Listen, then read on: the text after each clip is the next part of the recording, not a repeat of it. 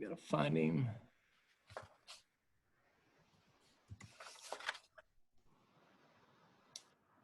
Okay, Rick, you good to go?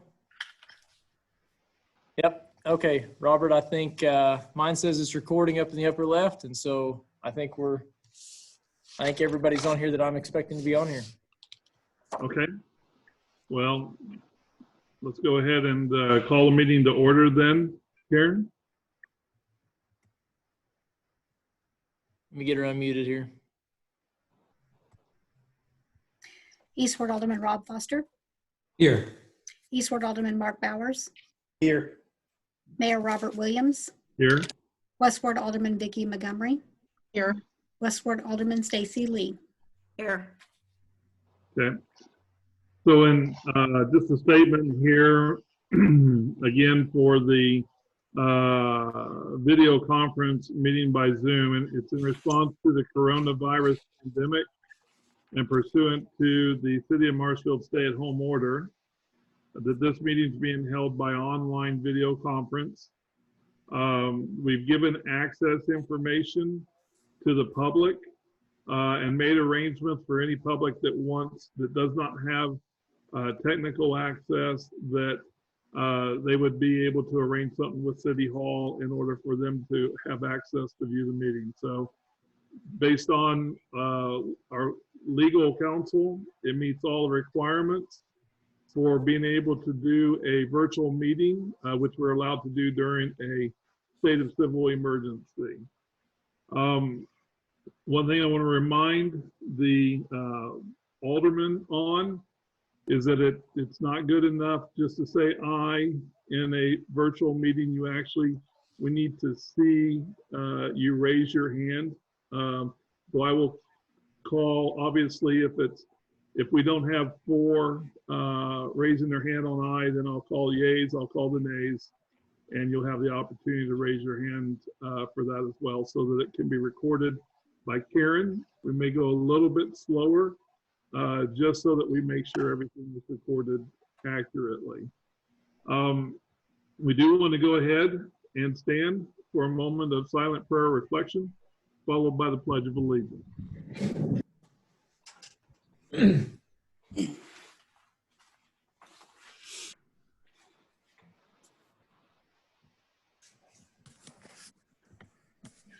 Pledge allegiance to the flag of the United States of America and to the republic for which it stands, One nation, under God, under God, with liberty and justice for all. Sometimes it may seem a little bit awkward, but we don't ever want that to be a missing piece of our meetings. And so even though we hear it being done 5 different cadences, it's still okay. We have the minutes for April 9th. I know there's been some review done in order to make some correction before they come to this meeting. As everybody, if there's a motion to accept those minutes or any additional corrections that need to be made, we'll entertain either. So.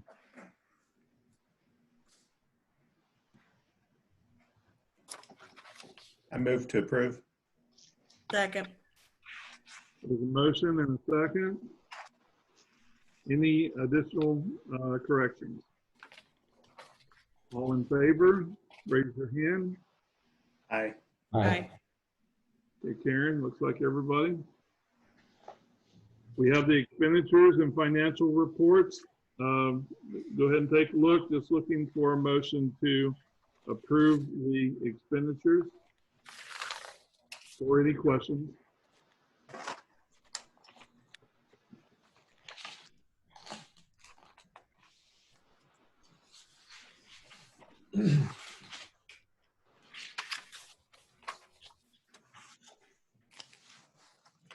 I've got one question. If somebody knows, not they need to stop the show and sort it out, but I noticed, and not, I would say predictably, I noticed that there are a lot of refunds for soccer, for the spring sports.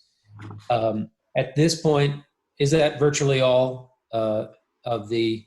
Did we call it and so refund all the money, or are there still some fees that we're holding? Monica, you want to answer that? Sure. Most everything has been refunded. There's just a few that have not, and that was just to find out exactly who to issue the check to. There might have been a couple of different people on the registration forms. So most everybody is being refunded at the moment, and then the next claims there'll be a few more refunds, and then there'll be some adult ball refunds as well. It looks like coming this time as well.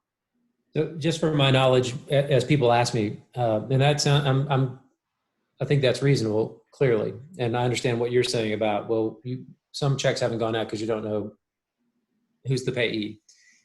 But is that to say that we have effectively decided to refund all of them? Is that what we've decided? We're not waiting for people to ask. We're just refunding. Correct. Yes. Okay, I think that's appropriate. I'm glad to hear. I'm glad to know and hear, and I think that's appropriate. Thanks. Yep.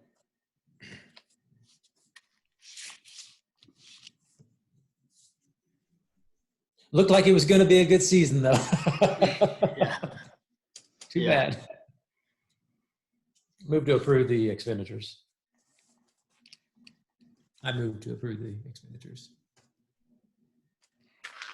Motion second by Vicky Montgomery. Any additional questions? All in favor, raise your hand, please. Aye. 4 ayes. And are we going to have an opportunity to talk about some of the financials too? Yes, so the I mean, financial, besides just the reports, not the approval of, but the reports that we're seeing. yeah, so the financial reports are there. If you have any questions on those, now would be the time. I do have a question, Monica, to the extent that you know, sort of have an idea in your head. Generally, where we have the large lump sum payments that come at one time, not spread out over the year, are we more generally front loaded on those, or more generally back loaded, or is it a pretty even balance? Probably depends on the department or fund. For the, I'm looking to see here. So while you're looking, the reason I'm asking is, if it turns out that the majority of the single pay lump sums for, that are large dollar amounts are at the front end, it certainly gives us a little bit more, I know it gives me a little bit more comfort to know that where we are, as opposed to some of the big ones hitting at the end and not knowing where our revenues are going to be by the time this is all over. Sure. Well, I think, you have property, your property and liability insurance, that's going to be front loaded. That's already been paid for. A good portion of your work comp, there'll be an audit coming up.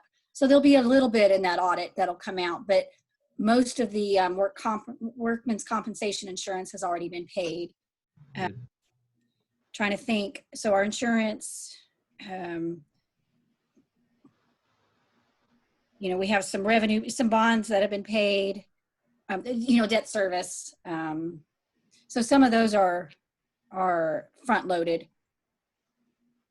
But I think, that's probably the majority of it is your property and liability insurance. And then any debt service payments. Okay. I appreciate that. And I also appreciate the report up front, the impact of the COVID-19 on city revenues. I appreciate that.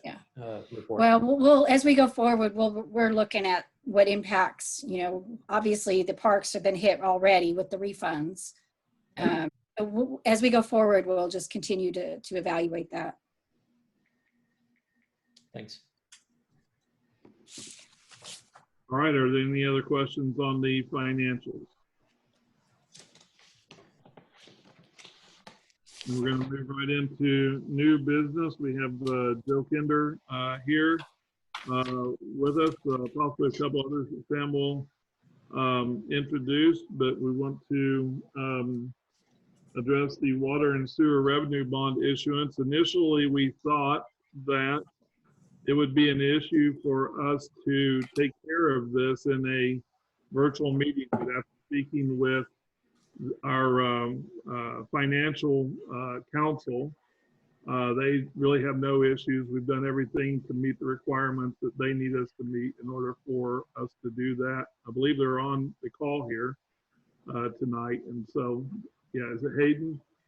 It is, yeah. So what you got Joe Kinder, he's with Stifel, and so he's our financial advisor. And then you've got Hayden Crumpton, he's with Gilmore and Bell, which is our bond counsel.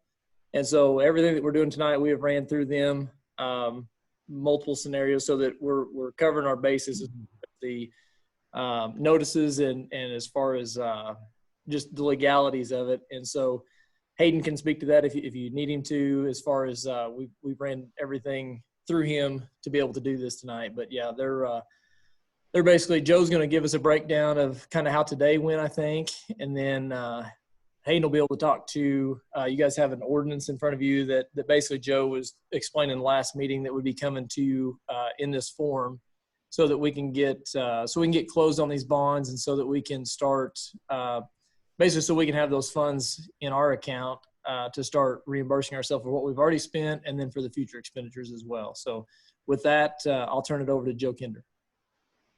Hey folks, thanks for having me back again. Glad to be here. We've got, I'll handle just the numbers and how the sale this morning went and a few other things, and then I'll hand it over to Hayden Crumpton with Gilmore and Bell to talk about the ordinance itself and what that means, and what the item for you to act on this evening will be. So we were in, as Sam said, we were in the market with your bonds that we talked about a couple weeks ago. This morning, things went tremendously well. We've got an interesting market going right now, but we had some support from some big nationwide investment trust services companies that do large pensions across the country were interested in your bonds. Had a great result, and just wanted to briefly go over the numbers, but first talk a little bit about your common plan of finance that you had, which was the $10 million worth of revenue bonds you authorized in 2014 through a combination of SRF loans done at ultra low rates through subsidy by the state, and these revenue bonds you ended up borrowing, including a refunding that you did on your 2003 issue, well over almost $11 million between those three basically purposes. And the interest rates will be somewhere between 1.9 and 3.3% when things are all said and done. The reason why that can fluctuate is just based on what might happen with the revenue bonds we issued today. But I would suspect that when this is all said and done, you'll end up paying in the low twos, but no higher than 3.3%, even if you were never to go in and refinance the revenue bonds for savings. So a tremendous result to say that you borrow $11 million out over 30 years, probably somewhere in the 2% range, but no higher than a little over 3%. And it's great credit to you all, the work that you've done behind this and the efforts that you've put in and the job that you're doing currently. You know, as we look at getting the rating that you all got, we talked about how crucial that was to getting this sale done. And I can't stress enough how great that was. We did add insurance. It's what's called bond insurance. So it's a credit enhancement. Basically, you pay for someone to back your payments if you were to ever miss a payment on these revenue bonds. That resulted in a net of about $48,000 to the good compared to just utilizing your rating. We added that here over the last just 3 weeks, actually, as we saw credit spreads widening, which just basically means that we saw people not willing to buy or changing what they consider purchasable assets or purchasable bonds within their portfolios. And that became valuable enough that we wanted to add that on, and that allows a AA+ rating for you all as well. So you got the A rating for the city itself, and then a AA rating for insurance.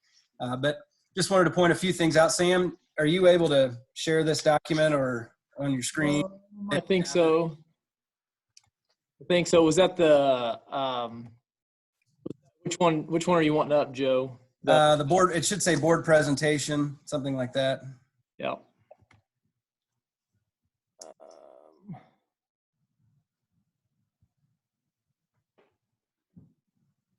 said I could. I've got so many of them open.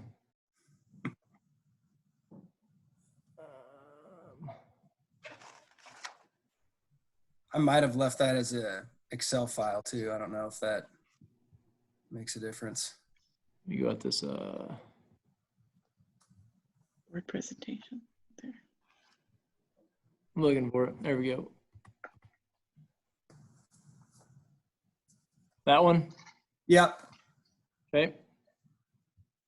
So if you go back all the way to page 1 there, there's lots of fun stuff on there. Yep. But so we were in the market today with $4,665,000 worth of authorized revenue bonds for the city. And again, of the $10 million, the remaining portion of that, outside of about $3,000 or so, comes from in the form of the SRF loan. When you have the final SRF loan locked in, there's a chance you could have some additional issuance, and we've got some ways that you can access that capital if you want to get some more projects done. There, under the uses of funds, again, we talked about using some premium to make sure you all could get as many projects done as you would like to get done. We were able to get $5,297,155.07 for you all for actual improvement projects. That's net of all fees and expenses there, that top line.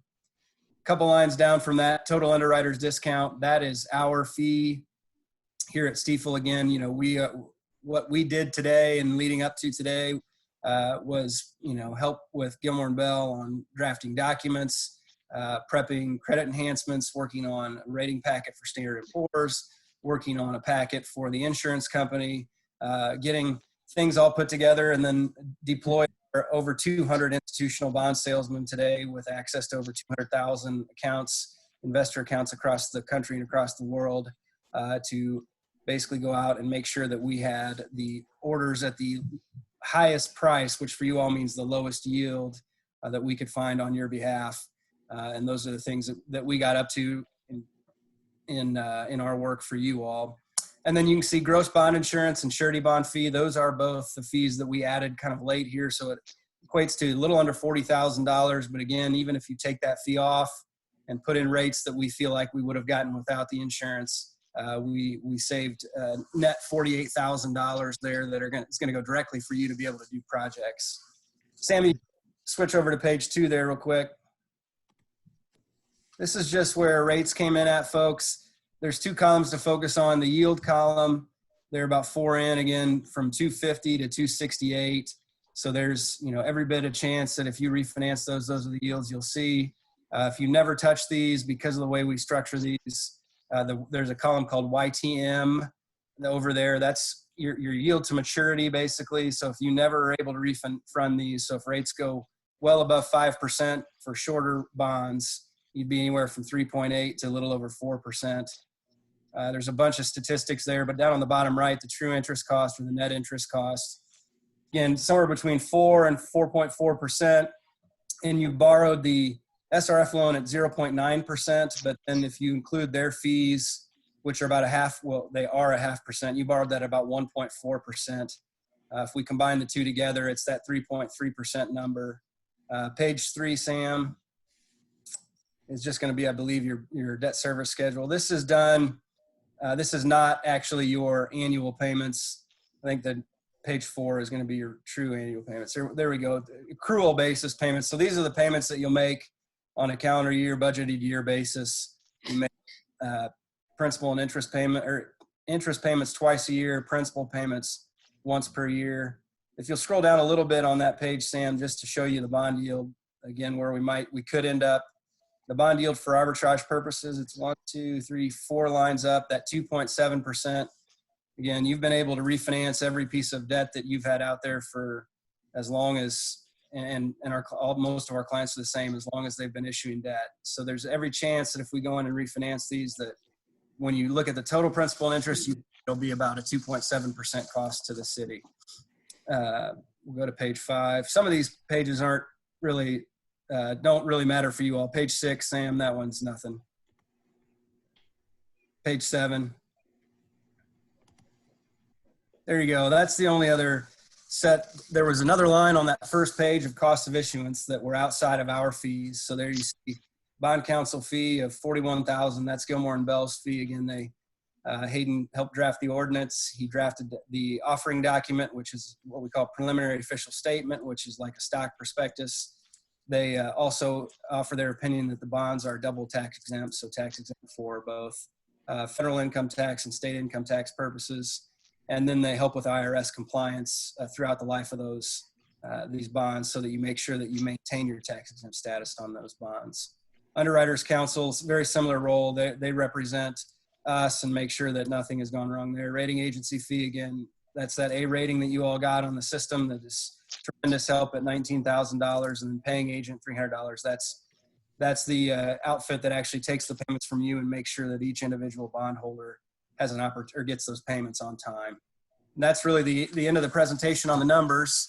Again, from a cash flow perspective, you all are going to be in great shape. We show you with a coverage ratio of 130% or more every year going out for the next 30 years. So you'll have some options to be able to do some additional improvements within that fund, or, you know, alternatively, maybe if you add users going forward, you've got the opportunity to do some additional debt issuance, probably in the not too distant future. You know, as you look at us not making a single assumption of growth in revenues in the system, you know, no additional users are going online, you know, nothing else no growth has happened. So there's plenty of coverage there, plenty of room for you to make sure that those cash flow. And I'm trying to think if there's anything else. I think that's about it. So I'll hand it over. Well, first I'll answer any questions you all have, and then I would hand it over to Hayden to handle the ordinance for you all. So Joe, it's Rob Foster. You've gone over a lot of numbers, and I assume that some of those numbers are what will be plugged into the Schedule 1, which is the terms of the bonds that a lot of this ordinance refers to. And I'm assuming that we don't have those because that wasn't said until we went through this process today. Is that right? So either Sam or Monica, when will we have that Schedule 1 filled in for our viewing in the, you know, the way it's going to be presented? Joe, is that something you can help with to make sure that because you know, our ordinance has, you know, at least 2 pages that all those are blank. We don't even see those. You've covered some of them, but if we're interested in having those blanks filled in, what's the best way for us to have that? I would turn that to Hayden. Yeah, I can, Mr. Foster. I had, there was the ordinance that had the final name incorporated into Schedule 1, which basically covers all the terms of the bonds that Joe had just gone over. I'd emailed that out kind of later this afternoon, because the way this process typically works is, you know, the pricing occurs on the day of the meeting, and we would typically come to the meeting and bring physical copies of the ordinance with us. Okay, so you've got it made. Yeah, I have it made, and so it actually, just a matter of getting it in our hands. Okay, that's perfect. Yeah, and Sam, it might be in your inbox. Let me just double check here.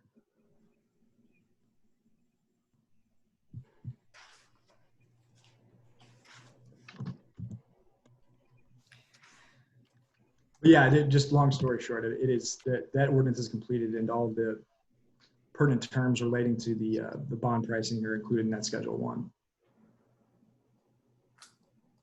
I can kick those. Monica and I can work with Aiden. I mean, we can kick all those out via email as soon as we get them. Yep, as soon as we get it all straightened up. Thanks. Are there any other questions for Joe or Hayden on this? Hayden, do you have anything that you're going to add to the presentation here? I didn't really have much else to add. I think Joe really covered the most important aspects of the bond issue today. So really, if I'd be happy to answer any other questions that board members may have about the bond documents themselves, or anything along those lines. Okay. I'm going to go ahead and read the bill then, and we'll just go from there. So bill number 2020-19, an ordinance authorizing the issuance of combined waterworks and sewerage system revenue bonds, Series 2020B of the City of Marshville, Missouri, prescribing the form and details of said bonds and the covenants and agreements to provide for the payment and security thereof, and authorizing certain actions and documents and prescribing other matters relating thereto.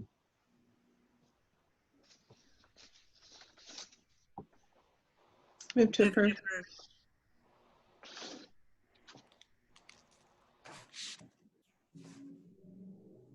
There's a motion. Is there a second? There's a second. Stacy? Any additional discussion? Roll call, please remember to raise your hand.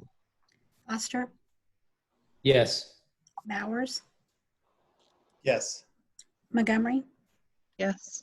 Lee, Yes. Bill number 2020-19, an ordinance authorizing the issuance of combined waterworks and storage system revenue bonds, Series 2020B of the City of Marshville, Missouri, prescribing the form and details of said bonds and the covenants and agreements to provide for the payment and security thereof, and authorizing certain actions and documents and prescribing other matters relating thereto. Move to approve. Second. Motion and second. Roll call, please. Foster, Yes. Bowers, Yes. Montgomery, Yes. Lee, Yes. Okay. Thanks, guys, for all the help on getting that in such good shape.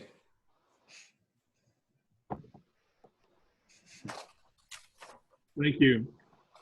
Are you, I think, hey, Robert, I think Joe and Hayden will probably bow out unless anybody else has anything else for them. They're more than welcome to stay on, but I think after conversation with them today, I think that they'll probably bow out. So, hey guys, thanks for making the drive. We really appreciate it. Careful with the commute. thank you guys very much. See ya. Thanks, everybody. We'll see you later. Thank you very much. All right, the next thing on the agenda is the intergovernmental cooperative agreement between the City of Marshfield and Webster County, Missouri for the downtown street improvement.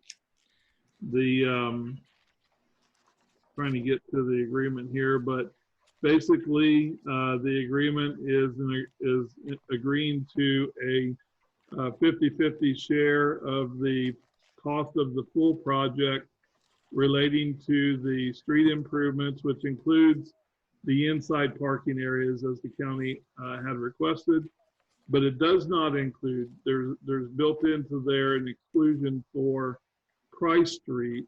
The county is going to piggyback off of the bidding for the construction on the square in order to also do Price Street over by the new judicial, the new jail. And so they're going to pay for that 100%. But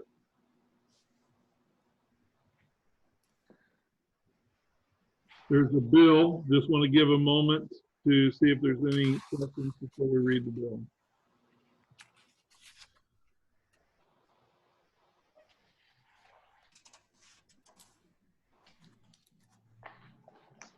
All right. Bill number 2020-20, an ordinance authorizing the mayor to execute an intergovernmental cooperative agreement between the City of Marshfield, hereinafter referred to as city, and Webster County, Missouri, hereinafter referred to as county, for the purpose of making street improvements surrounding the Webster County Courthouse, hereinafter referred to as the square. Move to approve. In the actual bill. I got the motion to accept, correct, Vicki? Yes. Okay. Second. Got a second from Mark. Discussion? Roll call, please. Foster, Yes. Bowers, Yes. Montgomery, Yes. Lee, Yes. Bill number 2020-20, an ordinance authorizing the mayor to execute an intergovernmental cooperative agreement between the City of Marshfield, hereinafter referred to as city, and Webster County, Missouri, hereinafter referred to as county, for the purpose of making street improvements surrounding the Webster County Courthouse, hereinafter referred to as the square. Move to approve. Have a motion and a second. You have that, Karen? Yes. All right. Roll call, please. Foster, Yes. Bowers, Yes. Montgomery, yes, Lee, Yes. All right, improved, and we'll certainly look forward to our partnership with the county on that project. Sam, do we know, as we're moving forward here, I know we're going to be talking with Mel a little bit, and he maybe can shed some light on this, but can we give some sort of a time frame of when that project will actually begin construction and when it will complete? So I'll probably turn that over to Mel. That hasn't been determined. When I started talking into the county about putting this agreement together, it was agreed that, of course, it predated some of the COVID-19 stuff, but we had talked about the likelihood that it would not take place prior to the 4th of July or a couple other large events up there. And so with that part still being unknown, I'll probably let Mel kind of talk about how long they will need for final design and to put construction bidding documents together. Okay, and am I correct, Sam, that there's been a cancellation while the rodeo and the fair, I believe the county has canceled. I want to make sure I'm correct on that. So I have not officially received confirmation from that. I had two people tell me that, so let me just say that I'm not saying it's correct, but Right. the point is that I don't know that affects the parade that would be on the square or where that's at. So Correct. which is Yeah. what you're referring to about we don't know Right.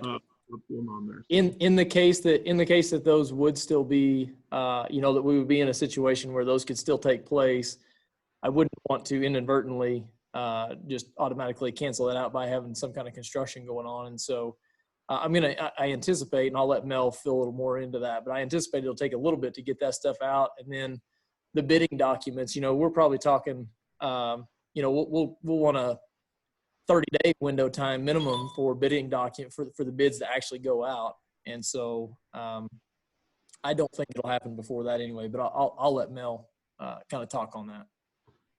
Is my mic on? Yep. Okay. Well, so we haven't put together a schedule on it because we didn't know for sure exactly when this would get approved, but some considerations are definitely what kind of events you're going to have on the square. And then to the seasons, remember, we're going to be exposing the subgrade with these clays in it. And so we want to make sure that we do that in the driest part of the year as we can.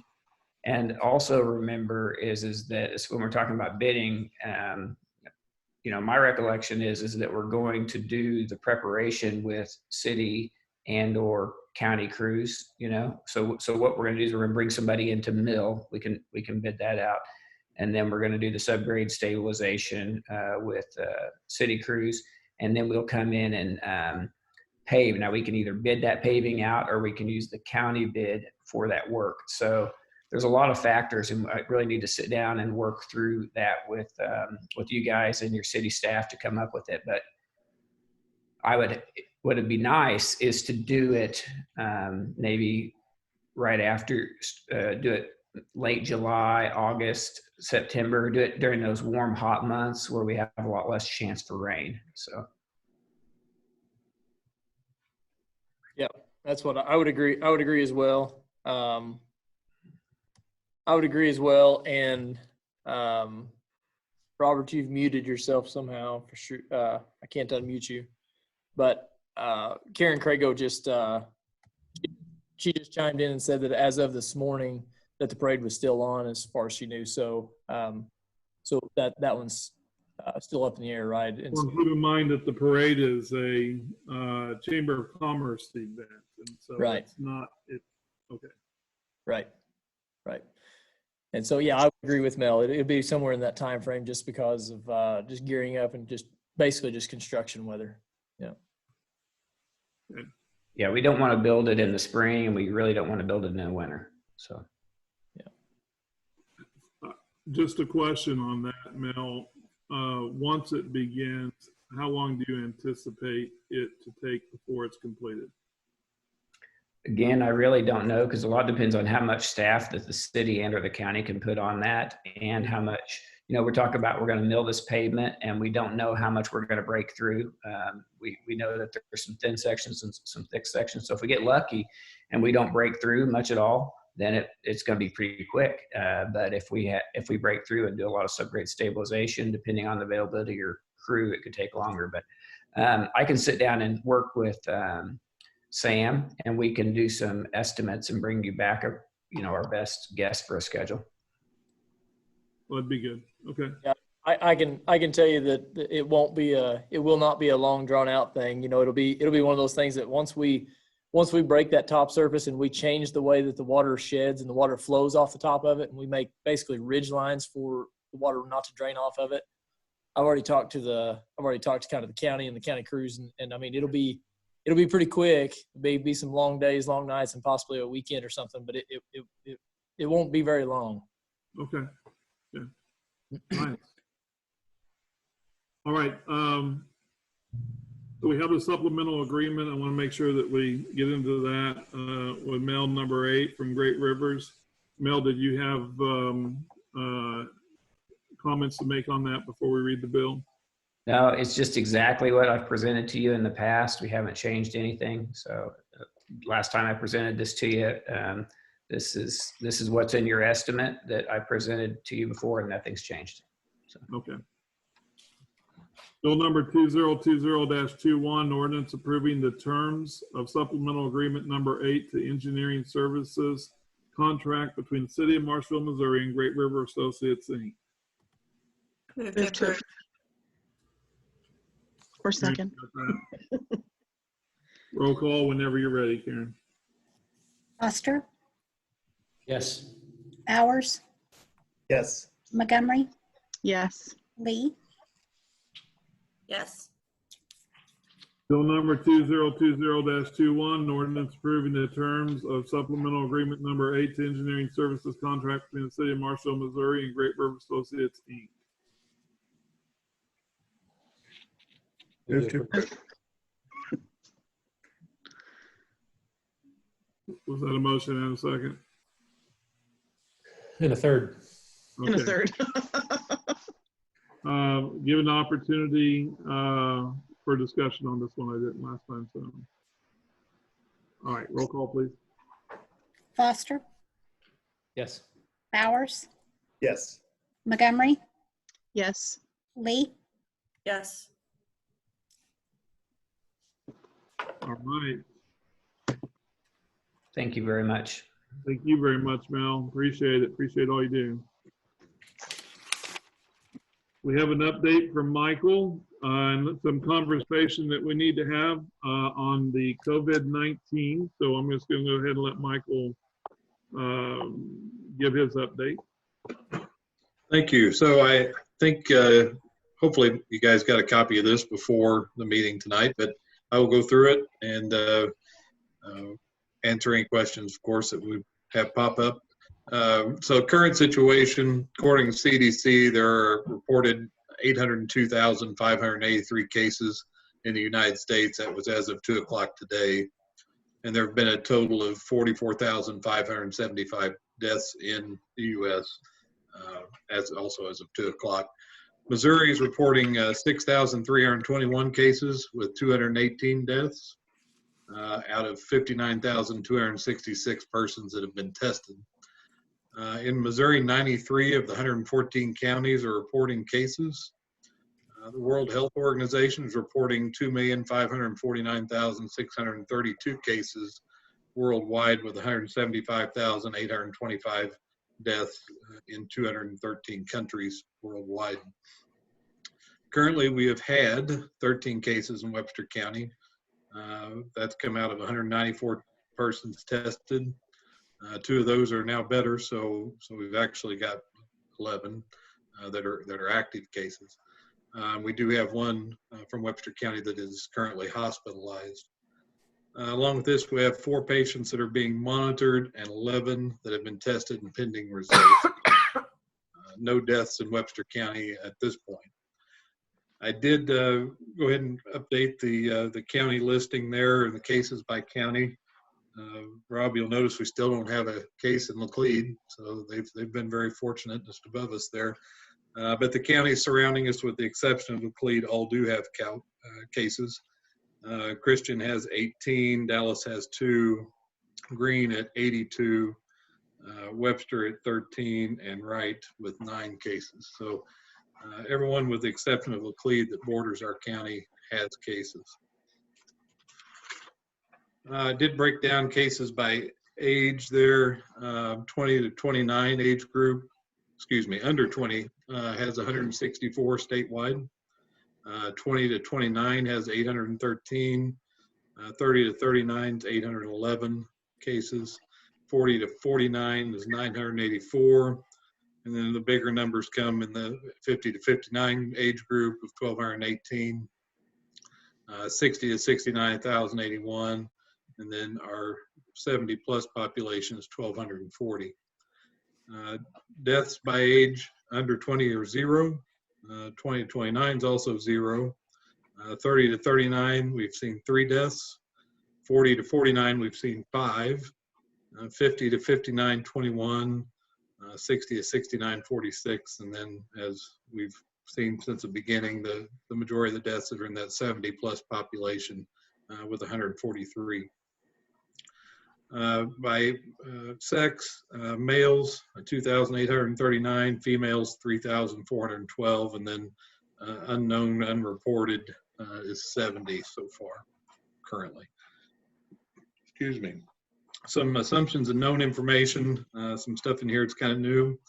It's believed that the state of Missouri reached its peak in cases statewide on April 6th. We do have some antibody testing. It's going to be available through the state lab beginning in May. Some of the local clinicians and clinics are currently doing that now. We had a bunch of N95 masks. Actually, they were KN95 masks that were recalled. I'm just putting that out in case anybody happens to have any of those. Do not use those. If they have a K in front of the N95, those are not sufficient. They have failed testing and should be thrown away and not utilized for the purposes of an N95 mask anyway. Right now, our PPE levels within the fire department, we're adequately stocked at this point. Very happy to be at that position. CDC is still recommending the cloth, at least the cloth face covering, to help prevent the spread in public. Testing for COVID-19 throughout the state continues to improve. As of today, we tested 59,266 people. We're looking at the likelihood of a reoccurrence of the virus in the fall and in the winter. It's looking more and more likely. It is expected that the stay-at-home order may be lifted on May 4th. I think probably everybody's heard the governor talk about that. In teleconferences, he's been pretty clear, however, that the new blanket guidelines will be issued probably on Wednesday of next week. We believe the task force will make it a little sneak peek at those the day before. And that'll be, again, Wednesday next week regarding this and the reopening of non-essential businesses. It's expected that these guidelines will lay out a plan including new recommendation and or mandates for the reopening of the state in phases. And that seems to be the plan, the way the plan looks like it would go. The task force currently working with local healthcare facilities to improve testing in the county. I think we'll have some, in fact, I think there's maybe one that's going to open tomorrow. I think there's been very little publicity on it, but I'm hearing that one of the clinics that we've been working with may be doing a mass test tomorrow. There will be some others forthcoming pretty quick. The Webster County Health Unit and the task force currently working on a plan to reopen our community in Webster County, our communities in Webster County. We hope to have that plan ready for presentation by April the 30th. The important community information has remained the same until we get down there lower in the list. And starting there at number 9, this is relatively new. I think some people have heard it talked about, but there's been some studies that that seem to enforce this, to use caution at truck stops and gas stations along major roadways in Missouri. It seems to be very prevalent along major roadways, highways. So if you got to stop and get fuel, maybe a good idea to get away from those major roads to do that. While it's true that new cases throughout the state have been decreasing, except for the last couple of days, we were actually at 130 new cases Tuesday, and then we kind of spiked back up the last 2 days. But overall, those new infections have been declining. We have seen an increase locally, so just important for everybody to realize that social distancing is still critically important. And the usage of face masks is strongly encouraged while you're out in public. Some state action since our last briefing. Everybody I think knows Governor Parsons extended the stay-at-home order through May 3rd.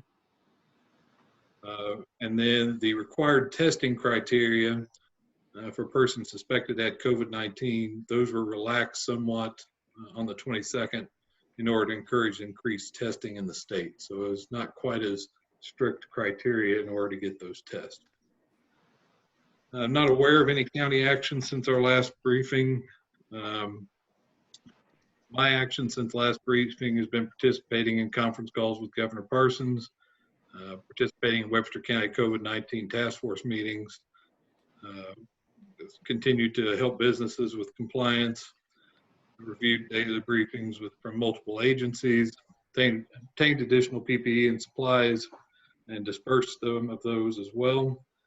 Brief countywide fire chiefs, participate in conference calls with Missouri Bureau of EMS, and updated our basic response plan EMS procedures internally to help keep the guys and ladies safe in our organization.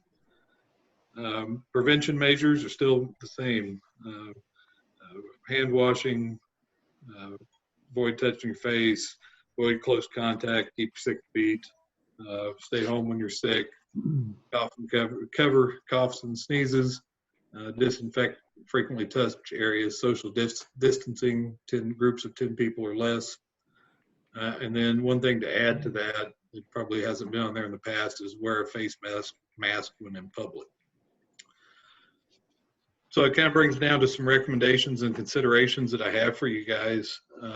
Consider holding a special meeting of the Board of Alderman to consider lifting the current stay-at-home order that would be effective on May 4th. Then consider amending the current order to implement the recommendations, guidelines, and mandates set forth by the governor and then Webster County COVID-19 Task Force. I would recommend leaving the emergency declaration in place. And then I've again put in here about the NIMS 100, 700, and 800. If you haven't had time to do those yet, if you guys need assistance, let me know and we can get that information to you. And then the last one would be, and based primarily for my agency and Chief Fannin, but in light of the possibility of a reoccurrence in the fall or the winter, emergency services should consider increasing the supply of PPE available within their agencies during the recovery periods when we see this thing slow down a little bit, to help ensure that we are a little bit more prepared in the future for winter and fall and winter. So put a little bit of rationale on here. Based on the information I've received recently from teleconferences with Governor Parsons and the Director of Health and Senior Services, I believe it's more likely than not that the current stay-at-home order for the state will be lifted on May 4th. I would recommend that we as a city be prepared to also lift our order as well. However, as I stated earlier in the document, new guidelines, recommendations, and mandates will likely follow this action. This will present the need for the Board of Aldermen to consider adopting these new guidelines. This may become a bit of a timing issue as the task force and the Webster County Health Unit have originally planned to present our recommended guidelines on Tuesday of next week. However, it appears that the governor's plan may not be available until sometime on Wednesday. This in turn could affect the timeline of the plan being developed by the task force as well. So all that to say, we may end up coming down to the wire in regards to being ready for a special meeting on Thursday, April 30th. But based on conversations held between Sam, Karen, city attorney, and myself, I think it is possible for us to accomplish that and be ready for that April 30th, if that's what the board decides to do. So with that, I'll just stop there and see if there's any questions and go from there. Have we had any businesses that have not complied with the order that should have? Not to my knowledge. As far as I'm aware, all of them that needed to close have closed. That's good. We've had conversations with some, but I mean, there hasn't been any, real hard pushback. Good. Our community's been great throughout this whole thing.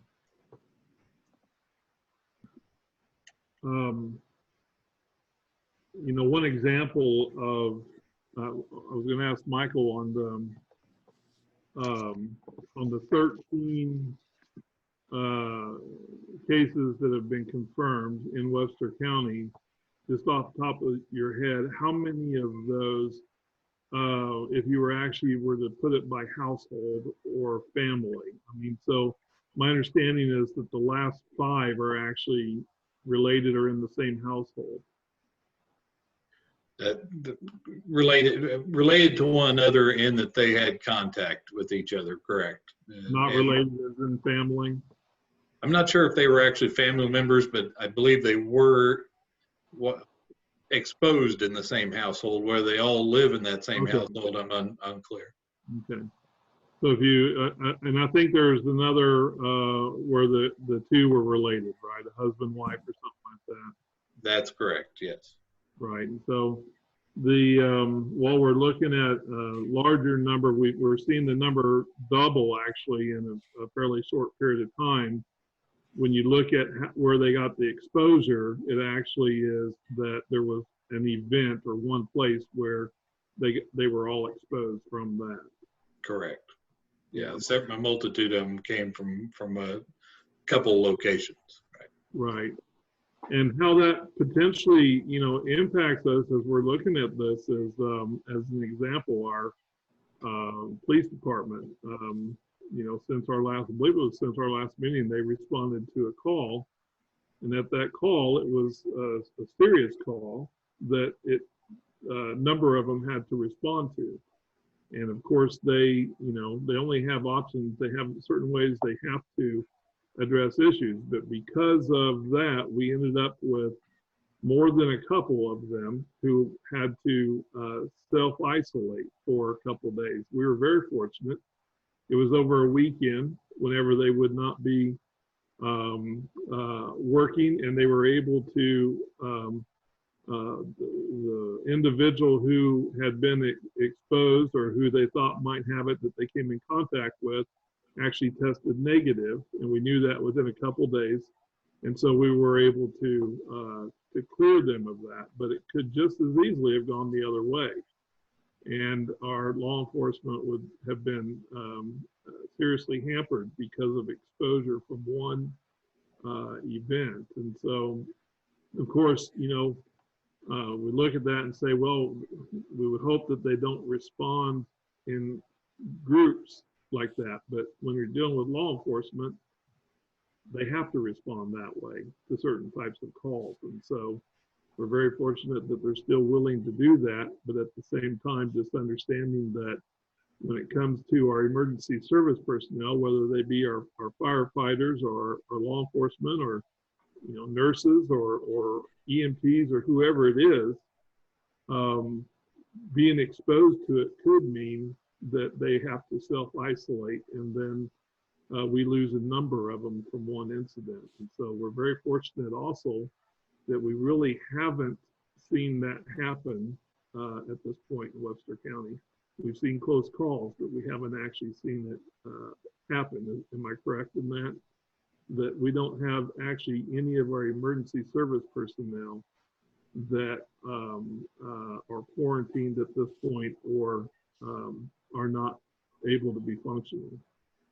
That's correct. Now nationwide, unfortunately, roughly 10 to 14% of the cases are emergency responders. So, and of course, I don't know if you've heard, but in the area of Kansas City, we lost a firefighter recently. In fact, his funeral, line duty death funeral, was yesterday due to COVID-19. So the risk for the firefighters, EMS, and law enforcement is definitely real. Yeah. We do have, dispatch does keep a list of the locations that we know of that people are quarantined and or positive. Unfortunately, there was some changes in the last month or so that took away the requirement for outside agencies such as hospitals to notify our health unit of patients that are quarantined, and changed it to requiring only positives. So it does leave us a little bit open in some regards. If someone was to be tested in Springfield and quarantined, we may or may not be aware of that address. Well, we're very fortunate, and thank you for all you do. It's definitely been a blessing, and I really believe that the advice that we received from the COVID-19 task force and Michael for the city has been effective in helping to slow the spread, at least in our part of the world, right, in our small area here. We can approach this a couple ways. As Michael said, the governor, all indications are that he's going to begin the process of relaxing the restrictions. He has said so, actually, on May 4th. And it doesn't mean that the restrictions are removed. I believe that the social distancing restrictions are going to stay in place for some time. But, there'll be certain things, and I think Springfield has been a good example of, they've forecasted some of what they're going to be doing. Some of the non-essential businesses will be allowed to open, but they have to be very limited in the services that they're offering and the way that they're offering the services. And so there's going to be, some plan going forward. I would leave it to the board if you want to have a special meeting on the 30th and look at the recommendation of the COVID-19 task force at that point, or however you want to approach it, or if you want to let it go, understanding that I'm going to basically enforce whatever the recommendation is of the COVID-19 task force in the absence of a vote of the board. So.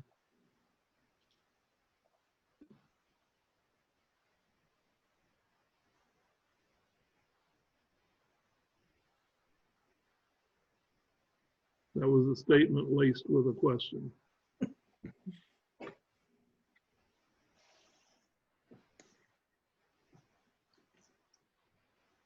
I think I would be okay with you going ahead with the recommendations. I can't imagine us. They've been making good decisions so far. I wouldn't imagine they would not continue to make good decisions. That being said, a special meeting would be no problem either. Yeah. Anyone is. I think that's why we've been silent, because either way is okay.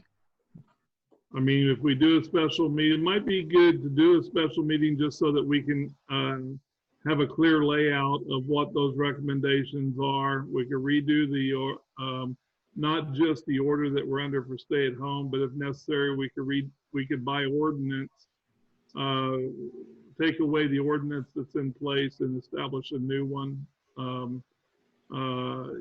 in order to lay out a plan for relaxing those requirements. So if we do a meeting, I don't know how much time we're going to have by the 30th. What day is the 30th on? I'm sorry. Is it?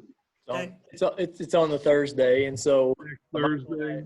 Michael and I talked about. Wednesday, and you're not going to know, Michael, until Wednesday, right? What the recommendations are. It's possible that it depends on how much of a sneak peek we get on Tuesday. But if we don't get a full version, then yes, you're correct. It would be Wednesday before I know what it looks like. Okay, so I'm just trying to figure out how much actual time we have to put together the documentation needed to redo an ordinance. You know, and so just So I did. We'll plan on doing the meeting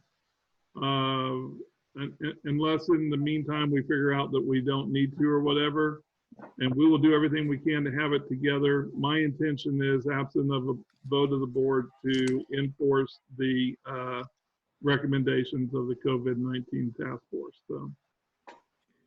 And Robert, Paul is on here, and we had that exact conversation and what that would look like today. And so I'll go ahead and unmute him in case he's got anything to add to that. But you know, that's basically was his recommendation too, was saying that with the orders that we have with the ordinance that we have in place and moving forward, you know, it'd be no problem for you to move forward just with another executive. And sure, I know we can move forward either way. I just, at some point in time, you've got a number of orders out there, and you need to clean it all up in order to make it clear. So, Paul. Sure. For timing purposes, if we're crunched with, you know, notice and all that kind of stuff, you could do an executive order following the guidelines that come out at the, you know, the end of next week, with the understanding that then you're going to follow it up with a ordinance that cleans it all up. Well, and that's what we might do. Rather than trying to rush a meeting on the 30th, just understand that I plan to enforce the recommendations of COVID-19, and if it makes more sense to delay that meeting in order to get it all together for an official vote of the board, that I mean, at that point, you know, we're take out the weekend. We're only days away from another board meeting anyway. So, or am I wrong about that? Is there a third week in there this time? I don't think so. No. No. So we're 2 weeks away from the next meeting. 3. 23rd. We're 3 weeks away from the next meeting. Yeah. All right, then we're going to end up having another special meeting at some point. We just may not do it on the 30th if we don't have time to get everything together.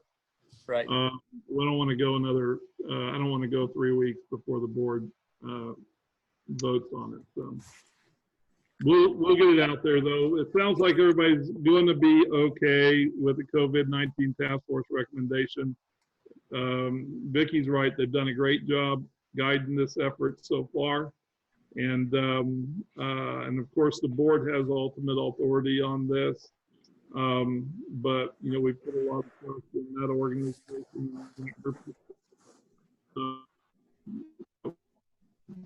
Assuming that we're going to kind of follow the lead, even if we have some variation. Everybody good with that? We'll just leave it as a question mark on the meeting date right now, but the plan is to follow that recommendation when it comes out. Got it. Good. Michael, do you have anything else? I do not. Thank you. All right, thank you, Michael. We're going to move on to new business then, and we have an agreement for SCADA integration engineering with CMT. Sam, you have some comments on this? I do. I've got Scott Knight. He's on the call with us, and so I'll go ahead and unmute him in case he's got anything to add. But in the financing plan that was laid out back in November that you guys have seen, and that was also part of the bonds that you guys approved tonight, there was some work to be done on the SCADA, on the actual integration, and on the engineering. And so the first bill that you've got under new business is a bill between the city and CMT for collecting that data and the data points to give to our systems integrator that we'll be talking to here shortly, giving a presentation on. And so this is just the next step. If you guys recall, there's been 2 change orders for the projects that we have right now that just started, and both those change orders were to pull the SCADA work out of those contracts And it was for the purpose of moving forward with a single systems integrator so that we didn't have multiple people, multiple contractors, multiple apparatuses going in at the same time and not matching up with our current infrastructure. And so Scott's on here if you guys have any questions for him on this first bill. Other than that, I'll turn it over to you.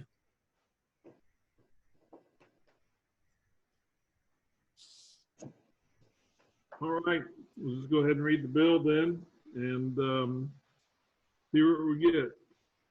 Excuse me, bill number 2020-22, an ordinance authorizing an agreement for professional engineering services between the city of Marshall, Missouri and Crawford, Murphy and Tilley, Inc., CMT, consulting engineers for professionals engineering services associated with implementing a new citywide SCADA, which is supervisory control and data acquisition system at the water and wastewater facilities.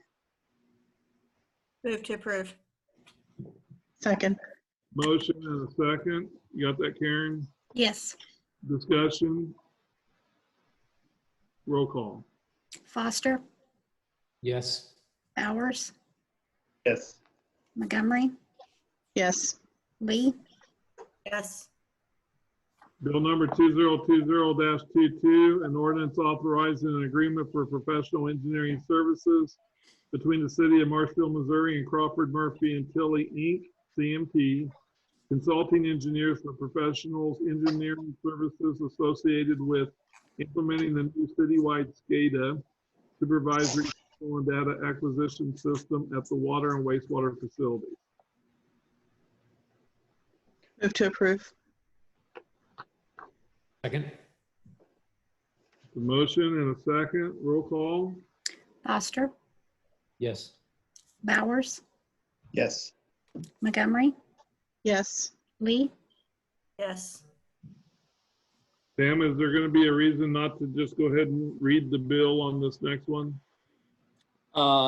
No, not if we don't want to. They're prepared to give a presentation if you want it. If there's no questions on it though, then no, then we can roll right on through it. I'll just let the board speak if they want to see a presentation on the SCADA network construction and configuration contract with automated control system. If I don't see anybody raise their hand, I'm just going to read the bill. I got a question, just the general question. Where is this located in the 2020 budget? Or is it in?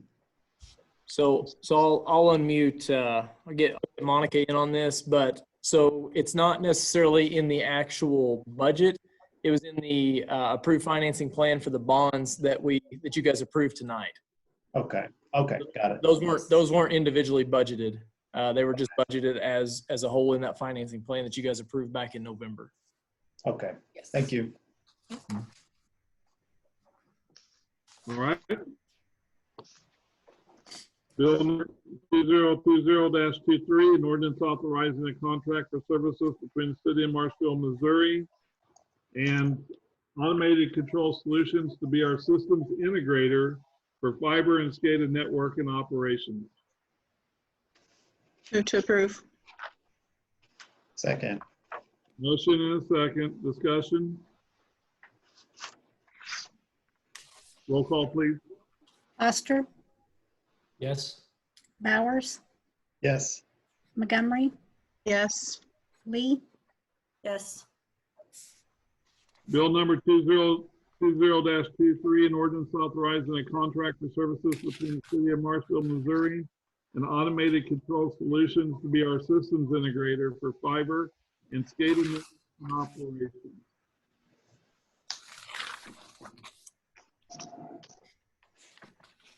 Move to approve. There's a motion and a second there and a third. Okay. Foster, Yes. Bowers, Yes. Montgomery, Yes. Lee, Yes. Okay.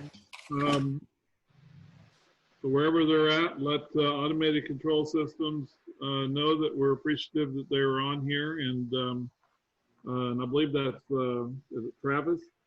Yep, Travis is. Yep. Okay, so thank you. And we're going to move on to the north area sewer expansion options for different watersheds. Yeah, so I had told you guys that this was that this would be coming at a future meeting. So here we are. As we talked about in the last meeting, the transportation and the water side is a little ahead of the sewer side on this, and so I think it's really good timing to have this start this conversation. I do want to say that it's not on. There's nothing on here for you guys to vote on this tonight, or to necessarily move forward. What I fully expect is to probably have probably wind up having a session for this. But I do want to get this before you. Mel Akins with Great River has put a presentation for you guys to consider and to look at, and you guys can see it is pretty intricate. It's pretty. It's not a simple task to service that area out there. There are multiple different watersheds, but there are, as I explained in an email, there are multiple challenges with it. But he's put some options together that I think could some cost-saving measures and long-term items in there for us to consider if it'll all work out with the topography and with the fall. But with that, I'll turn it over to. I'll share my screen here so Mel can. Actually, Mel, you're gonna put it up on yours, aren't you? Okay.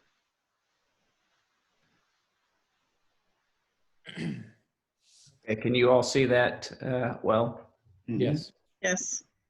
Okay, well, thanks for letting me talk to you about this tonight. And so just kind of recap, as I was asked to take a look at some areas around the new interchange and basically say, okay, what would we need to do to move towards getting that area sewered? I understand that you've had some interest in land and development of land in that area, and certainly that's your hope, with the money and plan you put together for the interchange. But if development's going to occur, they need sewer, and so it's a good time to start looking at it. And so I've kind of broke down what I'm going to talk to you today into a bullet point list. First, I'm going to kind of go through the project phases that get from where we're at today to having sewer in that area. And then I'll show you the study areas that I've been asked to look at. I'll have a discussion of each area, and then I'll talk about what some costs would be to do preliminary design in one or more of those areas.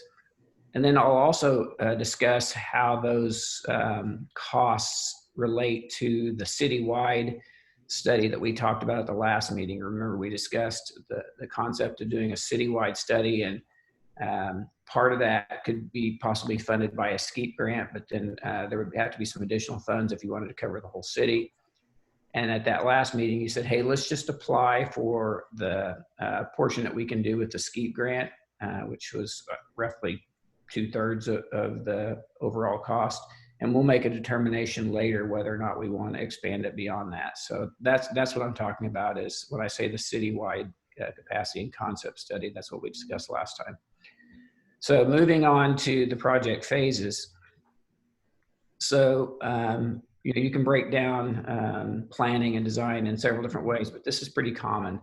And so the first step is what I would call concept design. So that's what we were just talking about. Like if we were going to do that citywide study, we would look at your overall city infrastructure, and we would come up with, what's the capacity of that system, what needs to be done in the future.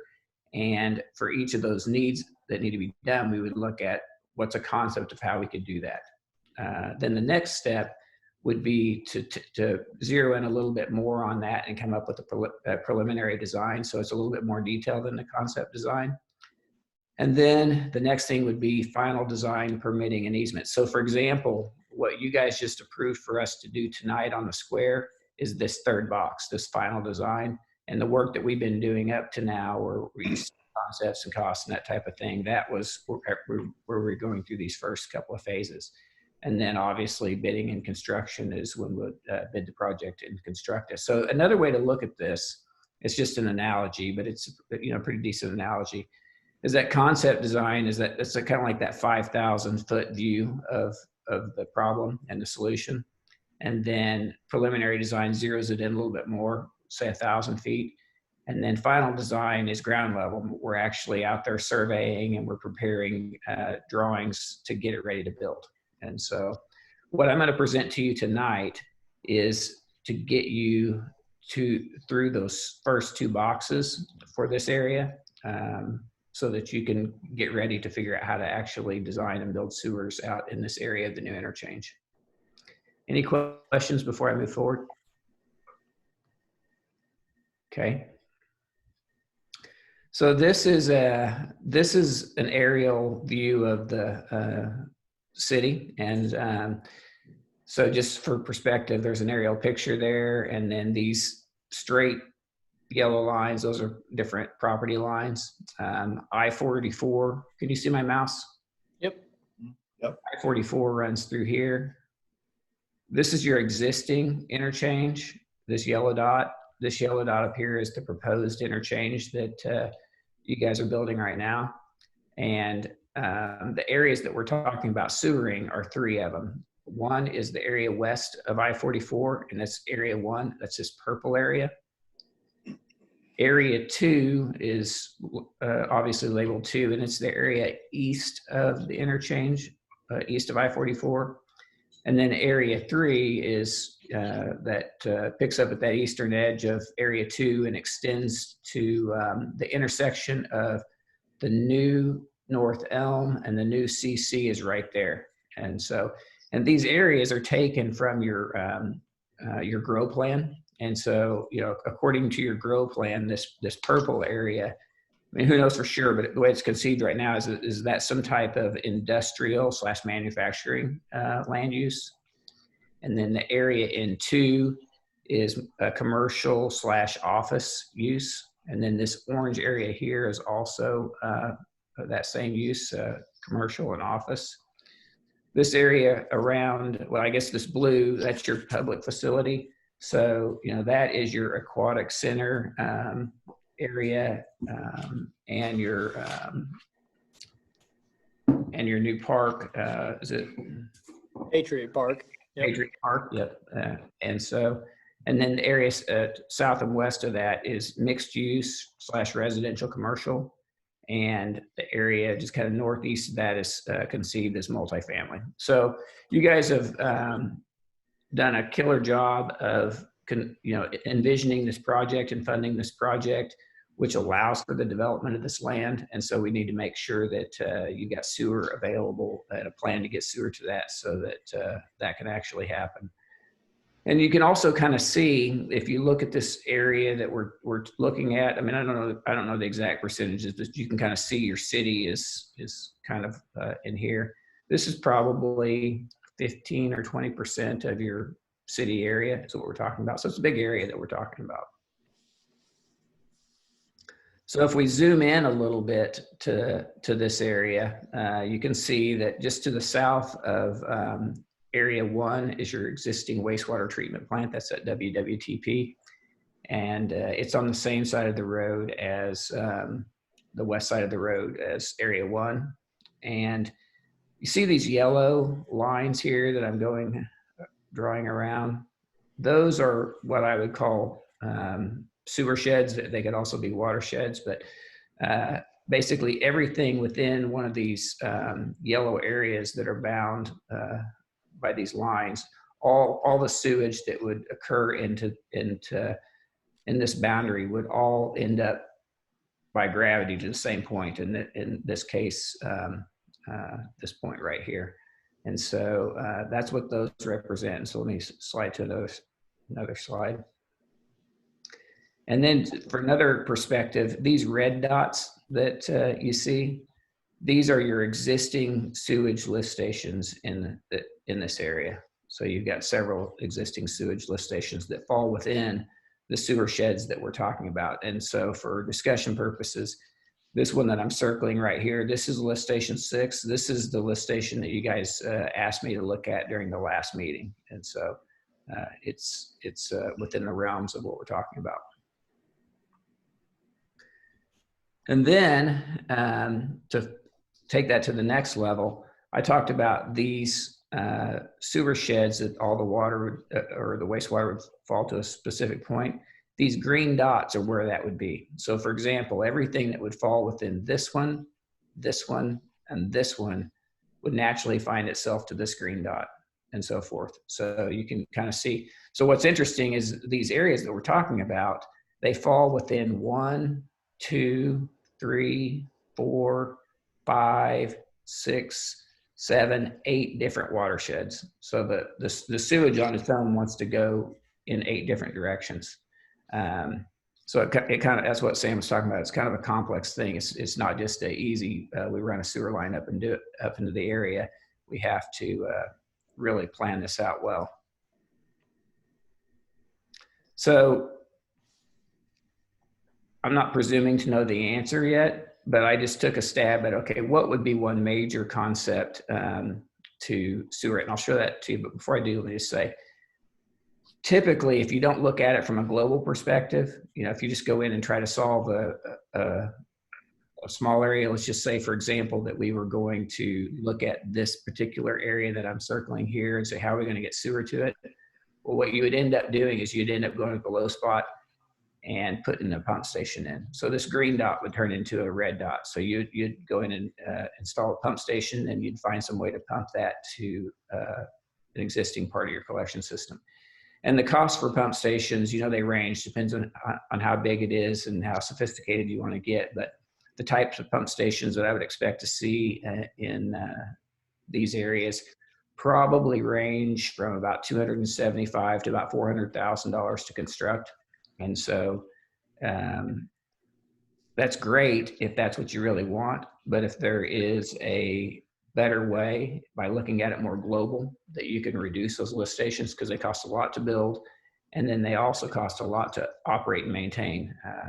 You got basically an indefinite amount of time that you have to pay for the utilities and the maintenance. And like I've seen several times since I've been working with you guys, that Sam's brought, hey, we got to buy new pumps, or we got to buy new this, new that for the lift station. So you guys are used to those costs. So to the extent that we can minimize pumps in your system and do that in a cost-effective way, that's what we want to accomplish. So back down to this. So this is just one concept that if we start studying it, that would be a starting place for discussion. And so for example, let's just talk about this purple area. This purple area, the entire thing wants to find itself by gravity to an area right around in here by this red dot. Problem is the treatment plant is uphill of that. And so we need to find some way to get it up. Now, there is a way that I can basically, what we call butt grade, basically run a sewer, try to follow contours and run a sewer against the topography. And that's what this zigzag line is here. And there's a concept that CMT prepared at some point to kind of do that. I think that we could do that and serve this area just immediately west of the interchange. But at some point it starts making less and less sense, especially when this big, huge area here, there's no way that you can get that area sewered with that fashion. So what I guess my initial thought is that we would run a gravity sewer as far as we can, and then the bulk of this purple property, we would flow by gravity, install a new lift station, and pump it back to this, and it would end up in the treatment plant. And by doing that, we could run a gravity sewer line up through this purple property, and it could serve that purple property. If we go underneath I-44, then we could provide sewer to these 3 areas that we talked about earlier that want to come to this point. And what that does is that would save us having to put a lift station in here. So rather than having 2 lift stations, one here and one here, we would have 1 lift station. We have the cost of a bore, and they're not cheap, but neither are lift stations. We'd have to do a cost comparison and see how that goes, but I suspect that we'll find that that bore is a better long-term investment than another lift station. And then if we get down here to this area, just east of the new interchange, what we find is you got lift station 6 here, that's the one we discussed earlier. We believe, I mean, we'd have to do some more field investigations to find out for sure, but we believe that we could, if we put a bore under 44 here, we believe we could run a gravity line all the way from the treatment plant up here and take lift station 6 offline so that it would no longer be necessary. And then we could also extend sewers up into this property here and collect that. And so do you care to hold on for a second on that lift station 6, just to make sure I am with you on that? That possibility of being able to turn that into, well, not have the need for a lift station, but go from there with the bore to the other side. If that looked promising and looked like something we would want to do, did you say one way or the other, would it matter to have the study on lift station 6 if we are in a position to gravity flow from there instead of having the lift station? If we do the bore, then there would be no need to do that study. And I haven't started that study. I did this sketch and this concept after that conversation. Yeah. So that's worth maybe hitting the pause button on that, just to kind of finish this conversation and thought, because that's money that could be put toward a bore. Yes, that's true. But yeah, I've not spent one penny of that money yet. So if we want to change courses, that's totally fine by me. Good point, Rob. Okay, thanks.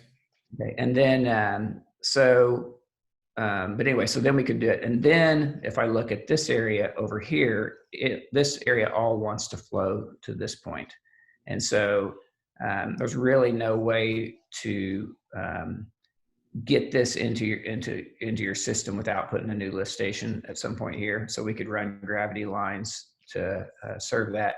And then the great thing is we could pump that back up into this same line that we're talking about, back under that same bore. So, and that would also give us the ability, if we wanted to remove lift station 8, which is an older lift station.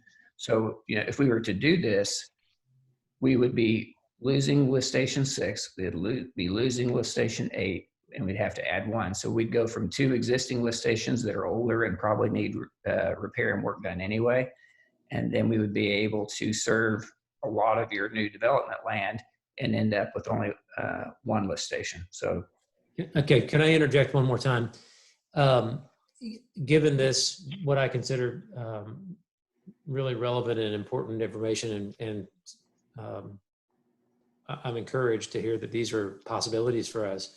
But Sam, for down the road, whenever it makes sense to try to figure out it, I'd be interested to know, and I'm sure the board would be interested to know, if we were able to eliminate those 2, and it looks like there's a third one that's going to be discussed here in just a second, if I'm following the symbols here, to know if we can eliminate those as pumping stations, do those pumps become candidates for backup pumps to help us also, to further help us financially and in our positioning to keep going? And again, not necessarily a discussion or an answer I expect from you tonight, but just to sort of sort that out so that we can have that conversation sooner than later, though. Sure. I'll leave you with this on that without going, without just overstepping. Lift station 6, absolutely a candidate that could absolutely, I could see the opportunity to possibly interchange those with other lift stations. Lift station 8 is one of such a type that it is the only one of its kind that we have in our system. It runs off of a above board system, and it's totally unique to itself. And so the odds of 8, any of the parts being able to be used, is probably out of the question, but 6 would be a good probability, I would think. Okay. Okay, and then this last area that I want to talk about is this area here. And really, I don't know that there's any near-term need. I think we could serve most of this new development area by basically doing like we did over here, chasing a contour back to this new lift station 13 that you guys built. We'd have to verify that it has capacity and that type of thing. But ultimately, if you wanted to develop this whole area, like if you wanted to develop some of this land, then we could push a lift station here or even further downstream. And if we do that, we would be able to eliminate lift station 13. But that's a brand new lift station, so I would think that is quite a ways down the road before you would want to do that. And so that's just a concept. Whether this is what we would ultimately recommend to you, I don't know. But this is, when I sit down and say, okay, at first glance, how would I solve this problem? And give these guys a good economical solution that's going to work well for them long term. This is kind of what I came up with. Now, one thing that's really interesting to look at is if you take the same layout and you look at where you're building new road infrastructure right now, there's several crossings that we would have. As you guys are doing some additional on and off ramps right in here along I-44. And then basically every one of these stars is where one of these lines would cross the road infrastructure that you're building right now. And so if we could, matter of fact, the only one that doesn't is this one here. You're not doing any work right there. But if we could time this such that instead of these becoming bores in the future, now some of them would have to, this one would have to be a bore no matter what, but these here wouldn't necessarily have to be bores.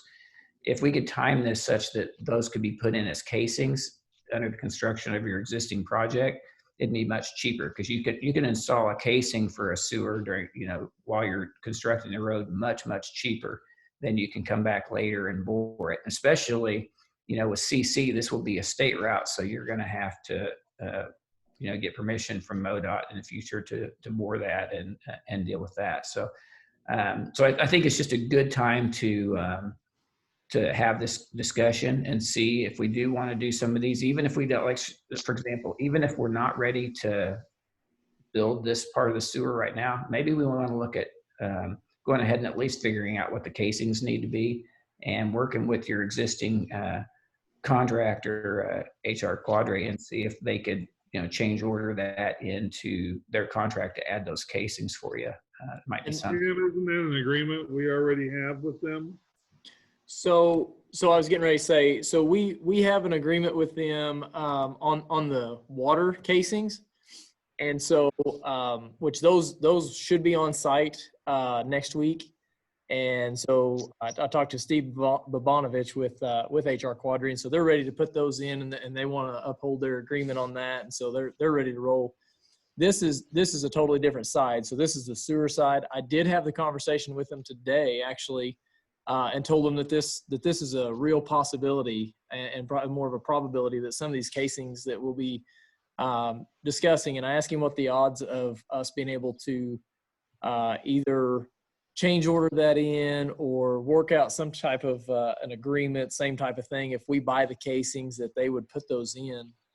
And he was more than willing to discuss that probability, and even, he didn't sound like it was going to be a big deal, and there might even be some trade-offs for them installing those. I'll get into some more detail on that later, but very open to working with us to get those casings in, and rightfully so. Same thing. The reason they're doing it on the water side would be the same reason they're doing it on the sewer side. Ultimately, they're responsible for the compaction of that road.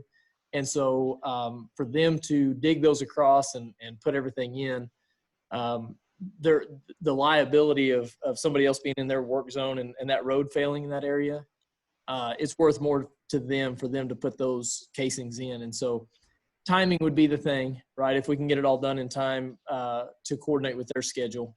But yeah, those conversations have already taken place. So I, for one, am definitely in favor of following up on this discussion and potentially taking advantage of this opportunity in the construction to get those casings in.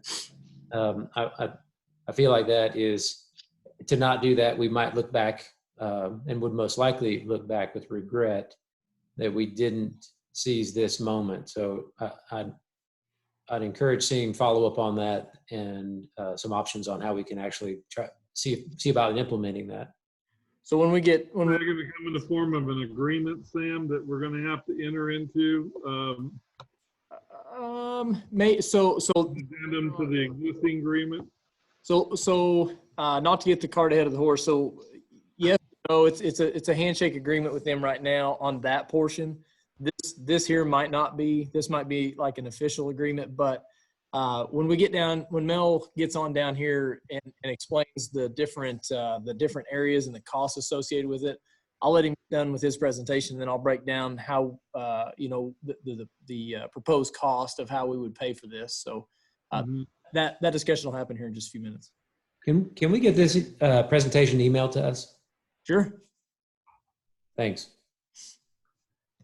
Okay, and one thing I will say too is that since this is sewer, figuring out exactly where those bores go is a little bit more difficult because than on water, because water, it doesn't care, relative, it can go uphill or downhill because it's under pressure.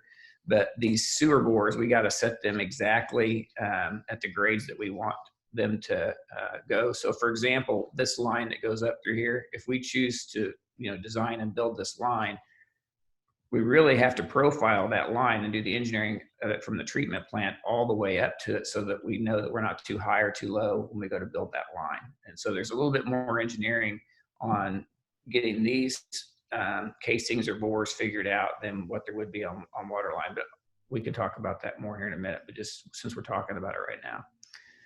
But anyway, so all this discussion has been bringing us to the point is I was asked, okay, how do we go about providing sewer to these areas and what steps do we need to take? So this is discussion to kind of, so far has been to get to, okay, what's our challenges and what are we talking about? And so I was asked to break it out by area. What would it cost to get to that level, that preliminary design level? And remember, if I go back up here to this chart, getting us to this point here, because we can't tell you what it's going to cost to design it yet, because we don't even know what we're designing right now. We're just dealing with ideas. But and so if we break it out by area, we broke down the cost of what it would cost to study these areas. Now, in every one of these numbers, it's if we were to study that area in a vacuum. If you come in and say, okay, Mel, just give us what it would cost to do a preliminary design on area 1. We've estimated that cost, and the same thing for two and same thing for 3. And you'll see they're very similar costs. We broke it down for exactly what our cost would be, but it's a very similar amount of work, so they're very similar costs. But that being said, so you could choose to do all or none of these areas. That's up to you on what you want to do. You may decide, hey, right now all we're interested in is area 1, or you may decide that you want to do all 3 or none. But I think you can see that they're all super interrelated. And so if I go back to my sketch here, if you're going to be looking at area 1, you kind of need to know if you're going to take area 2 this way, or whether there's going to be a pump station and it goes that way. So they're all pretty interrelated. So that being said, though, if you were to choose to do more than one of these areas at the same time, then if I'm doing a bigger project, well, I'm trying to think how to say this. If you just have me do one, I've got the overhead cost to administer area 1. I've got the presentations that I have to prepare for you in the meetings and that time for area 1. Then I got to do all those things again for area 2 and area 3. But if I combine those together, then there's some cost savings that I could pass on to you. And so, so basically, if you combine any 2 of these, I can knock about 10% off because I have less overhead and meetings and that type of thing. And then if you were to combine all 3, I could reduce the cost by about 15%. So just consider that in what you're doing as you. Sorry to interrupt, Sam. If we were to move forward with this type of contract on this preliminary design, is that something that would come out of the capacity fees? Yeah, and so absolutely could. And so I think there's 2 different avenues for you guys to consider. And I'll absolutely let Monica chime in here anywhere where I misstep. So I'll get her unmuted where she can chime in. But you're exactly right, Rob. So that would be an appropriate expenditure for the capacity fees for the capacity fund. And so that there should be sufficient monies there to do that.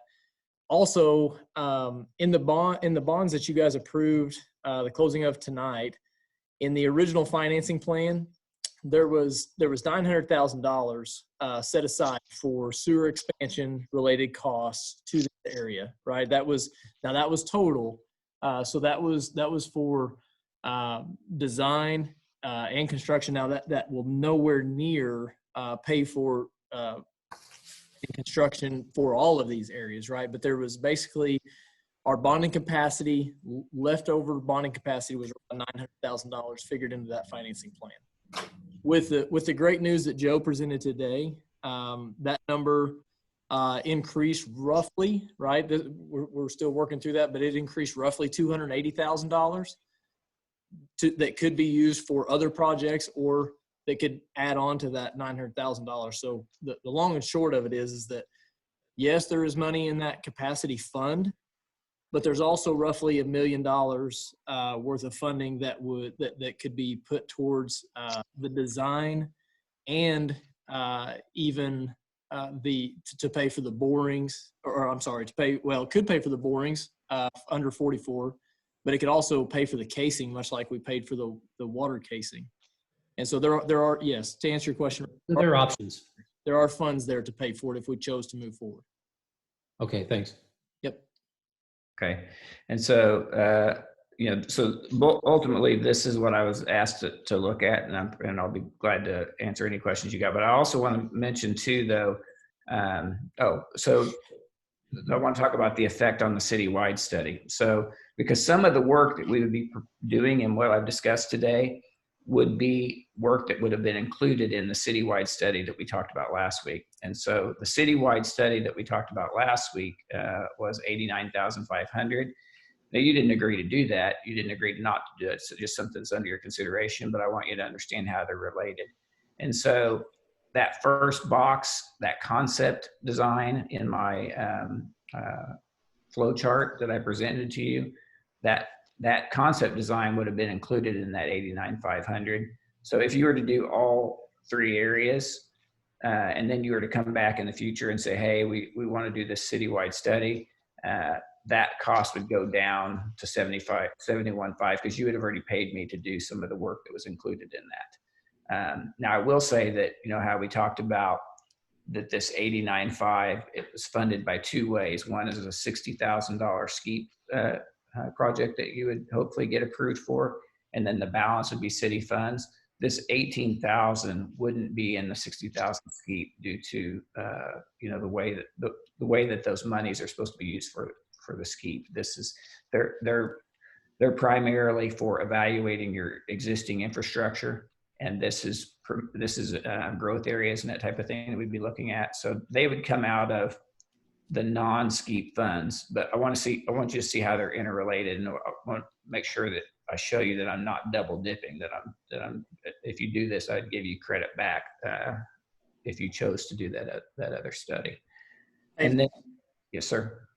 Hey, Mel, you might, just following the tempo of the board too, if you can go back up to your previous slide.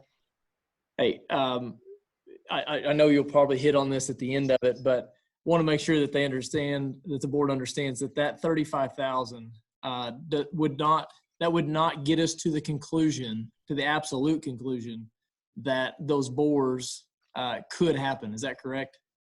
Yeah, it would get us to that would get us to a more sure level. And so if I go back to my schematic here, that would get us to right here, but I still haven't done any surveying yet. And so that the board understands which Mel may hit on this on a future slide, but that final design portion, part of the surveying that he would have to do to make 100% sure that we're on elevation to where we could get rid of those lift stations and be on elevation just to gravity, would be part of that final design. Which is not a part of the cost that he's presented so far. We would have to bring that back at your next meeting or something to get that before. Yes. Yeah. So I mean, with every with every level of increasing detail, you get more surety. And so I can't tell you exactly what the percentages chances would be, but I would say that once we get to through that preliminary design, we're 90% sure that we can make that work. But we have to be 100% sure, and we do that during this final design. We go out and we survey everything, and we make sure that it would work. And so, yes, I think that's a good transition. So if we go and we do all this, it's important to do that, because we have to know that, yes, indeed, we do want to put, for example, this line here, that this is the way we want to go, and that the cost of that makes sense, and that that's the direction the city wants to go.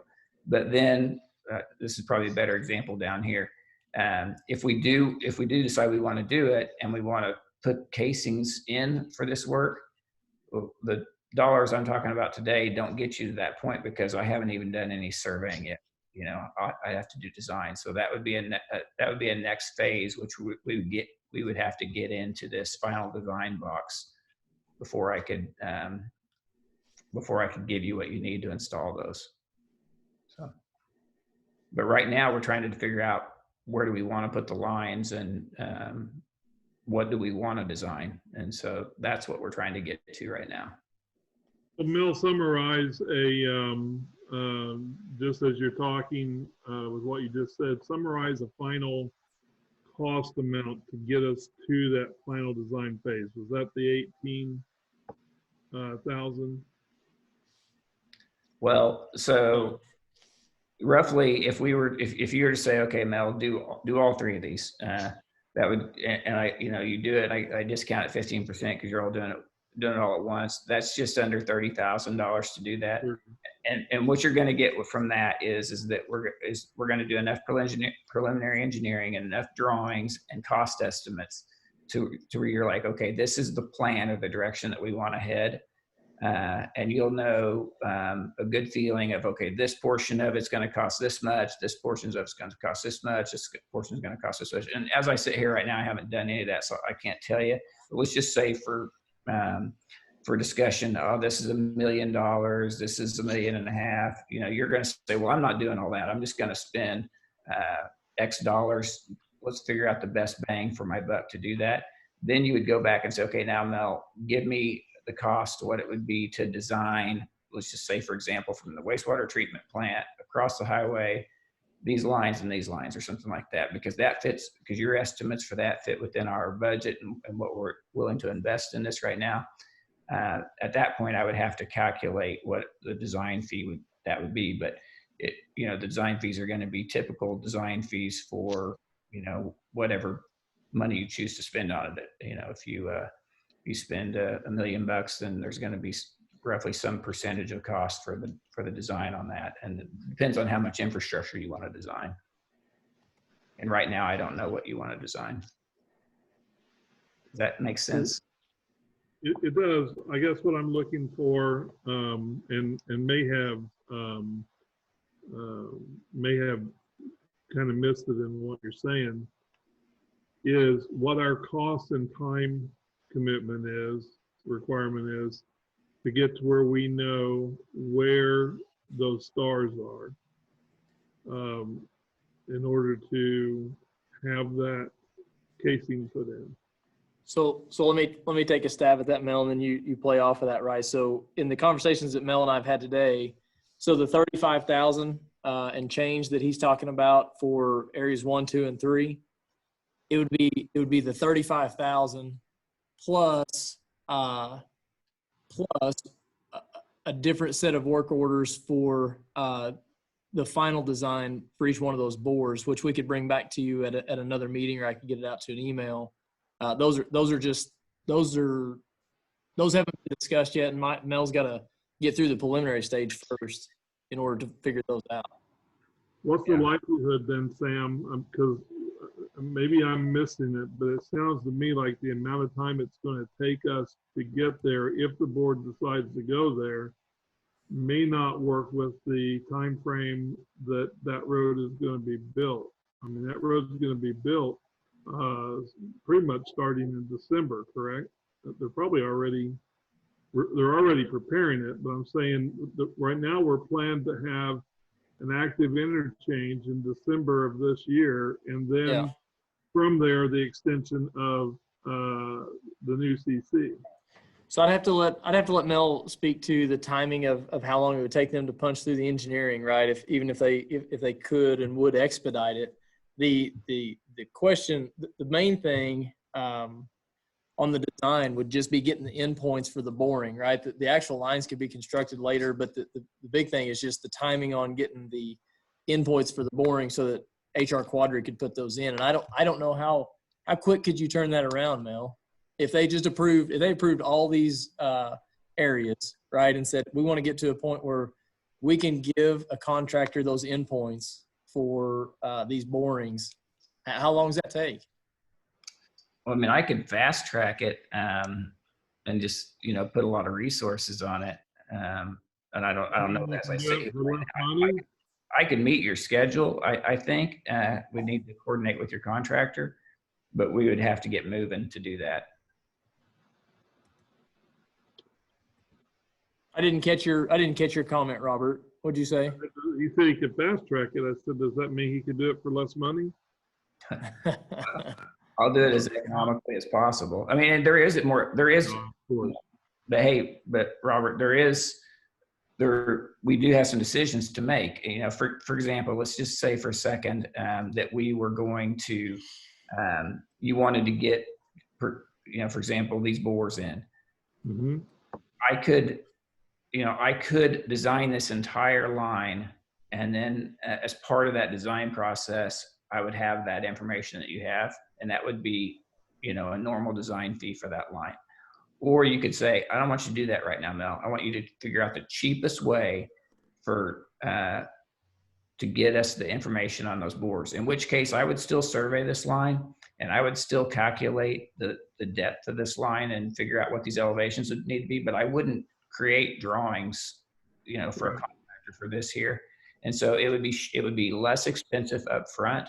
It would be slightly more expensive long-term because I got to break up this project over a different time period and start it and stop it and that type of thing. But the differences in cost for what my engineering would probably be a lot less expensive than coming back and boring it later. Yeah. Right. So what we don't know is what that next layer of cost is. Yeah. Right. And I can come up with that, but right now this is just one concept I come up with. And when we go through this process of this preliminary design, we may decide we want to move this line over here or something like that. Yeah. So really. So what might be appropriate if I ask the mayor and the board would be, it sounds like due to the COVID-19 that we're gonna most likely have a special meeting in the next couple weeks, right? And so we could, if it's appropriate, then I'd work with Mel, and then we'd also reach out to HR Quadri and reach out to Steve Prangy with CMT and see what those timeframes look like, and see what the real options are and the real obstacles are, right? And hopefully, I mean, Mel, do you think that probably in the next week and a half that we can make those conversations and we can give the board an updated real-time possibility for these extensions? Because it sounds like they're in favor of moving forward. We just don't know what that looks like on our end. Sure. Does that sound appropriate to you all? Yeah, I mean, the one thing that we seem to be keying in on here is the importance of finding out where casing is going to need to be laid on that new road before the road is built. And so knowing what the cost and time frame is, I hear Mel saying they can get it done, so that's reassuring. But what's the cost of us doing that? If I hear you correctly, you seem to be saying that you feel like you could get that in time for the next special meeting. I think it's a possibility, right? It'd be a tight time frame, but I think saying that we can get some definitive answers or timelines from HR Quadri, then I think that we might be able to make that timeline. I don't want to speak directly for Mel, but after the conversation we had all day, I think that could be done. Well, that seems reasonable. I don't know, maybe the board's got other priorities as well, but for where we're at right now on what we're talking about, that does seem like a reasonable direction for us to go. At least knowing what that cost is, so. Mel, do you agree with, you think we can get that done in the next week and a half or so? I'll do whatever it takes to help you guys through this. So. Okay. Okay, if that's I can't see the board right now because of the way it's up, but just looking to see if there's agreement that on that direction. I agree. I mean, if we don't work towards developing that land, this interchange was, or not. Mel, I think we could probably give them a breakdown to, it would not be exact, right? Because it wouldn't be bid, but you guys probably have enough projects and enough data that we could probably give them a layout of a cost estimate to what it would be to bore CC, right? As well, in case we do miss that time frame, or unless we just can't meet HR Quadri's timeline, then we could at least give them what that breakdown might be just to bore under in those areas. Yeah, we could take one or two typical examples and say, okay, if you can get it in now, it's going to cost you this. If you got to go back and bore it later, it would be expected to be this. So you can see what kind of money we're talking about on the table. Yeah, the most difficult boring, right? The most difficult boring cost that will be to determine will be the ones under 44, not so much the ones under CC. Sure. But there's a compaction issue is what I understand. So with an open cut, yes. With an open cut, yes. With a boring, no. They bore that hole and then they pull a steel sleeve back through it. All right. Mel, is there more? Nope, that's all I have. I hope that was helpful. Yeah. I know that's a lot of information for you all to take in and soak in, and man, we'll email that out. Mel will send me that PDF over. We'll get that sent over to you, so you guys can kind of digest that. But I just wanted to get it to you now, and like I said, we've had a couple developers call and ask what our plan looked like and what that looks like. I'm able to show them what we're doing on the water side. There's just the sewer side is complex, and I know it's a difficult decision for you all to see how we're going to move forward, but absolutely appropriate time to bring that forward, I think. Were these residential developers that contacted you? Wouldn't really say. I think just from the spur of the conversation, I think they were more on the commercial side. Mm-hmm. Like I said, very, very discreet, and just curious of where we're going with it. Okay. Well, that's good to hear, though. Oh, it's great. Yeah, it's absolutely great. And they've all been great conversations, very appreciative and very excited about the area, right? And everything that we got going on, and very, very happy that the water is going to be there. And in fact, there may be one or two on here tonight that I invited them to sit in on this conversation just so they could see it, right? They're seeing it at the same time that you see it. And so they see the opportunities and the challenges involved and the funding that it's going to take. Because obviously I talked about the 900 to, let's just call it maybe 1.2 million that could be allocated to that.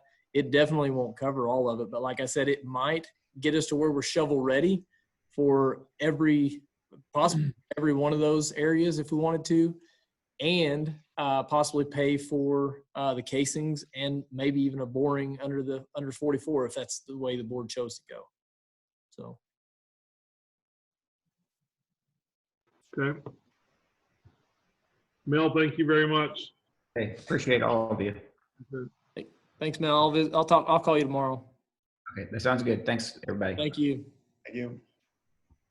All right. Well, we've saved the best for last. We have Marshall Decker who's going to present our 2019 audit. So. Yeah, can you hear me? Yeah. Yeah.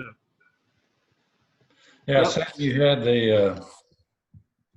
did you have the scanned document You. on the audit on yours? Let me. side? Yep. Let me Get it up, Marshall. Yeah. This one here. Okay. It's kind of odd doing it this way, but yeah, if you go to page, it's kind of skip long meeting, go to page 2. It's the key page on the next page. Running with all that stuff. Yeah, let's see. Yeah, This one? down. Okay, yeah. And the opinion, that's what you always want, the clean opinion. It says, in our opinion, financial statements referred to above present fair and non-material specs, the government activities, business, all major funds, and the minor funds of Marshville is December 31st, 2019. So you always want to get that. There's what I call qualified and adverse, but it's the best opinion, the clean opinion.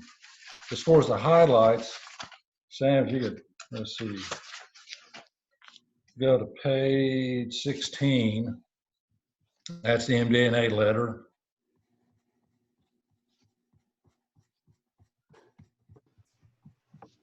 I had the key pages, but I'm a little, this is all, yeah, I'll go on down.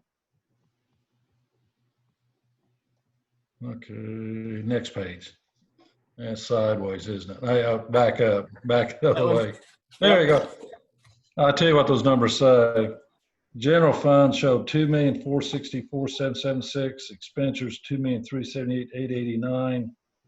To the plus 85,887 after transfers and issuance of a debt 195,951, which left you with $1,879,095. I always say if you have half of expenditures, you're in good shape. That'd be about $1.2 million. One thing with COVID-19, everybody's concerned with is sales tax and that going down. In 2008, I'm old enough, I went through that. We saw towns drop 8 to 20% sales tax. So even if you drop in sales tax 20%, it's like 300,000, 30 be 450.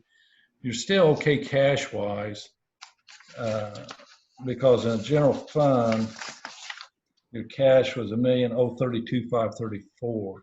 So it'll be a bumpy road, but you'll survive.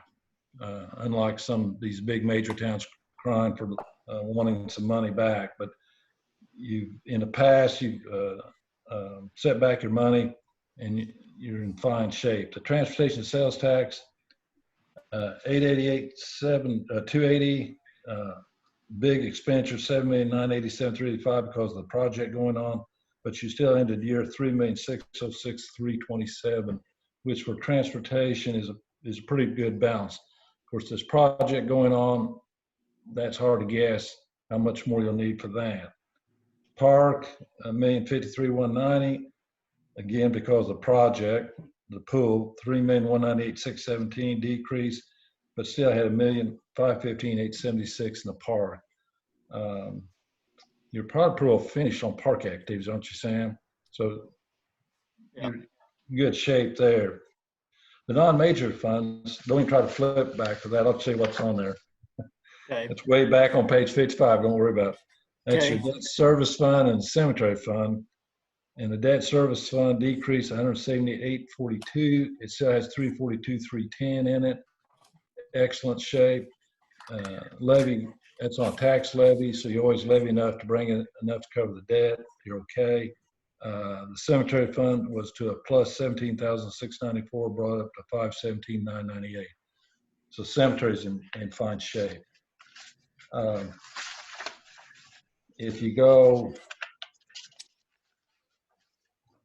page 19, scroll to 19, that's the water sewer fund. There you go. Yeah, you're right there. For the year, the water fund had a net change to the plus 736,997. Sewer decreased 46,972. Still, the ending net positions, a lot of that's fixed assets is part of that. So go to the next page, 20, and that's your cash flow statement.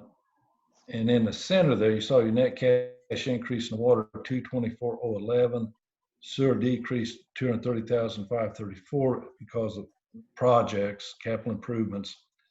But you still ended the year, water 1,936,553, sewer 1,531,304, and your cash and cash equivalents, which is cash not earmarked, tagged, or spoken for, you still have good, adequate balances in those.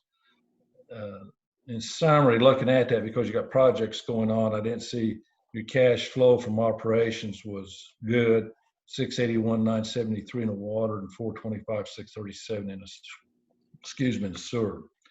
The only thing on that water sewer, you lumped all your capital improvement fee in a fund that's normally thrown in with the water.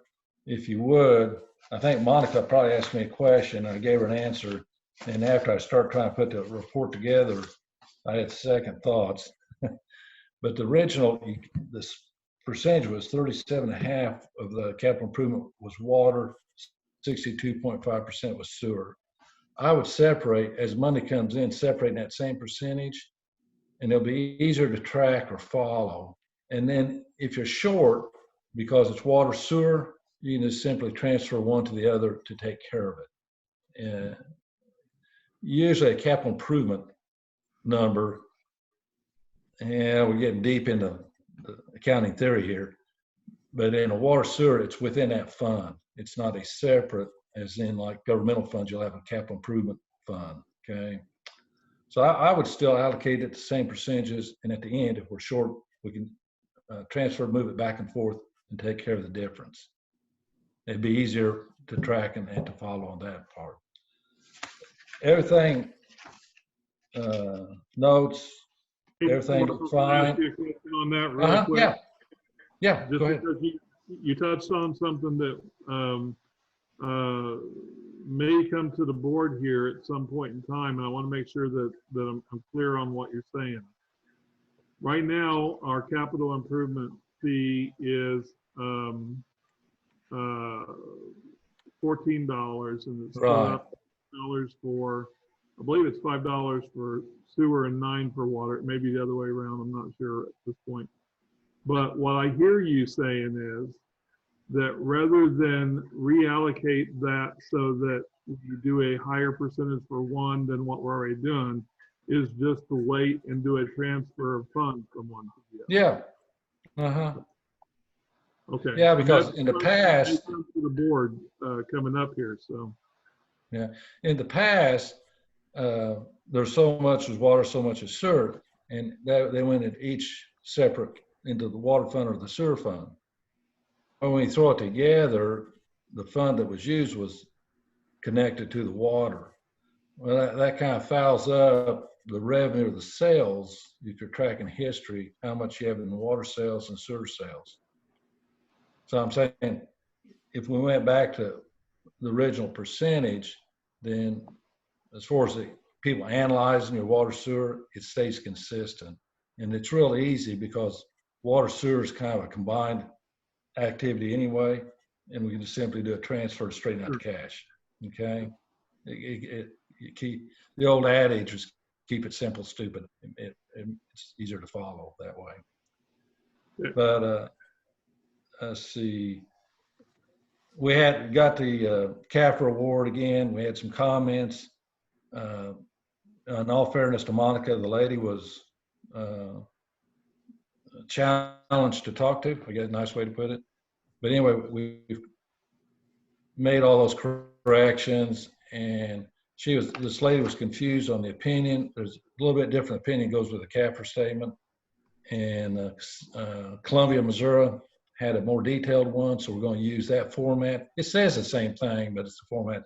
So I think the lady reviewing will be satisfied with that. So we cleared up all those issues. Goal is to get by with no issues on a CAFR. You're just kind of dreaming. Those people sit there for hours and get knee deep in the woods into theory and stuff, but we still address all the issues, and we're in good shape on that. I think the bottom line is your balances, cash balances are looking good, and the COVID-19, you will survive fairly well. And I'm going back to my experience in 2008 when we crashed in the housing market and what I saw in different cities and what kind of flowed through after that. So Any questions or? Thanks a lot. Thank you very much. Okay. And thanks for the good report. You're welcome. Thank you, Marshall. Thank you. Hey, Robert, most of, in the past, we have, you guys have accepted that or approved that. Sure. So, Yeah, so we're looking for a motion to accept the audit, basically. So moved. Second. Motion and a second. Any discussion or questions? All in favor, raise hand, please. Aye. All right, thank everybody. Thank you very much, Marshall. Thank you. And that brings us to future agenda items, which we talked about the COVID-19. We'll see where we get on that. Are there any others? Yeah, I wonder about going ahead and putting on the agenda, the next agenda, the topic of our search for a new city administrator, so that we could have the opportunity, if we all have a chance to review the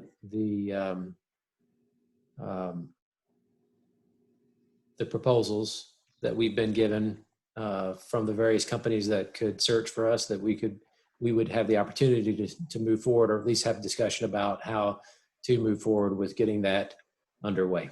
Okay, and I think that's all. Paul, can you unmute Paul real quick? Sam? Yep. Okay. I believe that that's I'm all unmuted. meeting, right? We're just talking about the company we're going to use for the search. Yeah. Yeah. If we're just talking about retention of headhunting firms, basically, that's all open meeting. Yeah, okay. And it could all be done using a virtual meeting if that's where we're at. So. Yes. Okay. All right. All right, we'll have that on there. Is there anything else?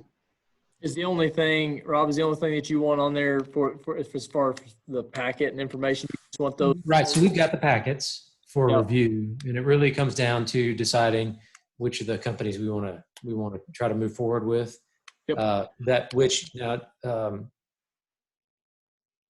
I guess we need to make that decision. There's reason needs to be an agenda item.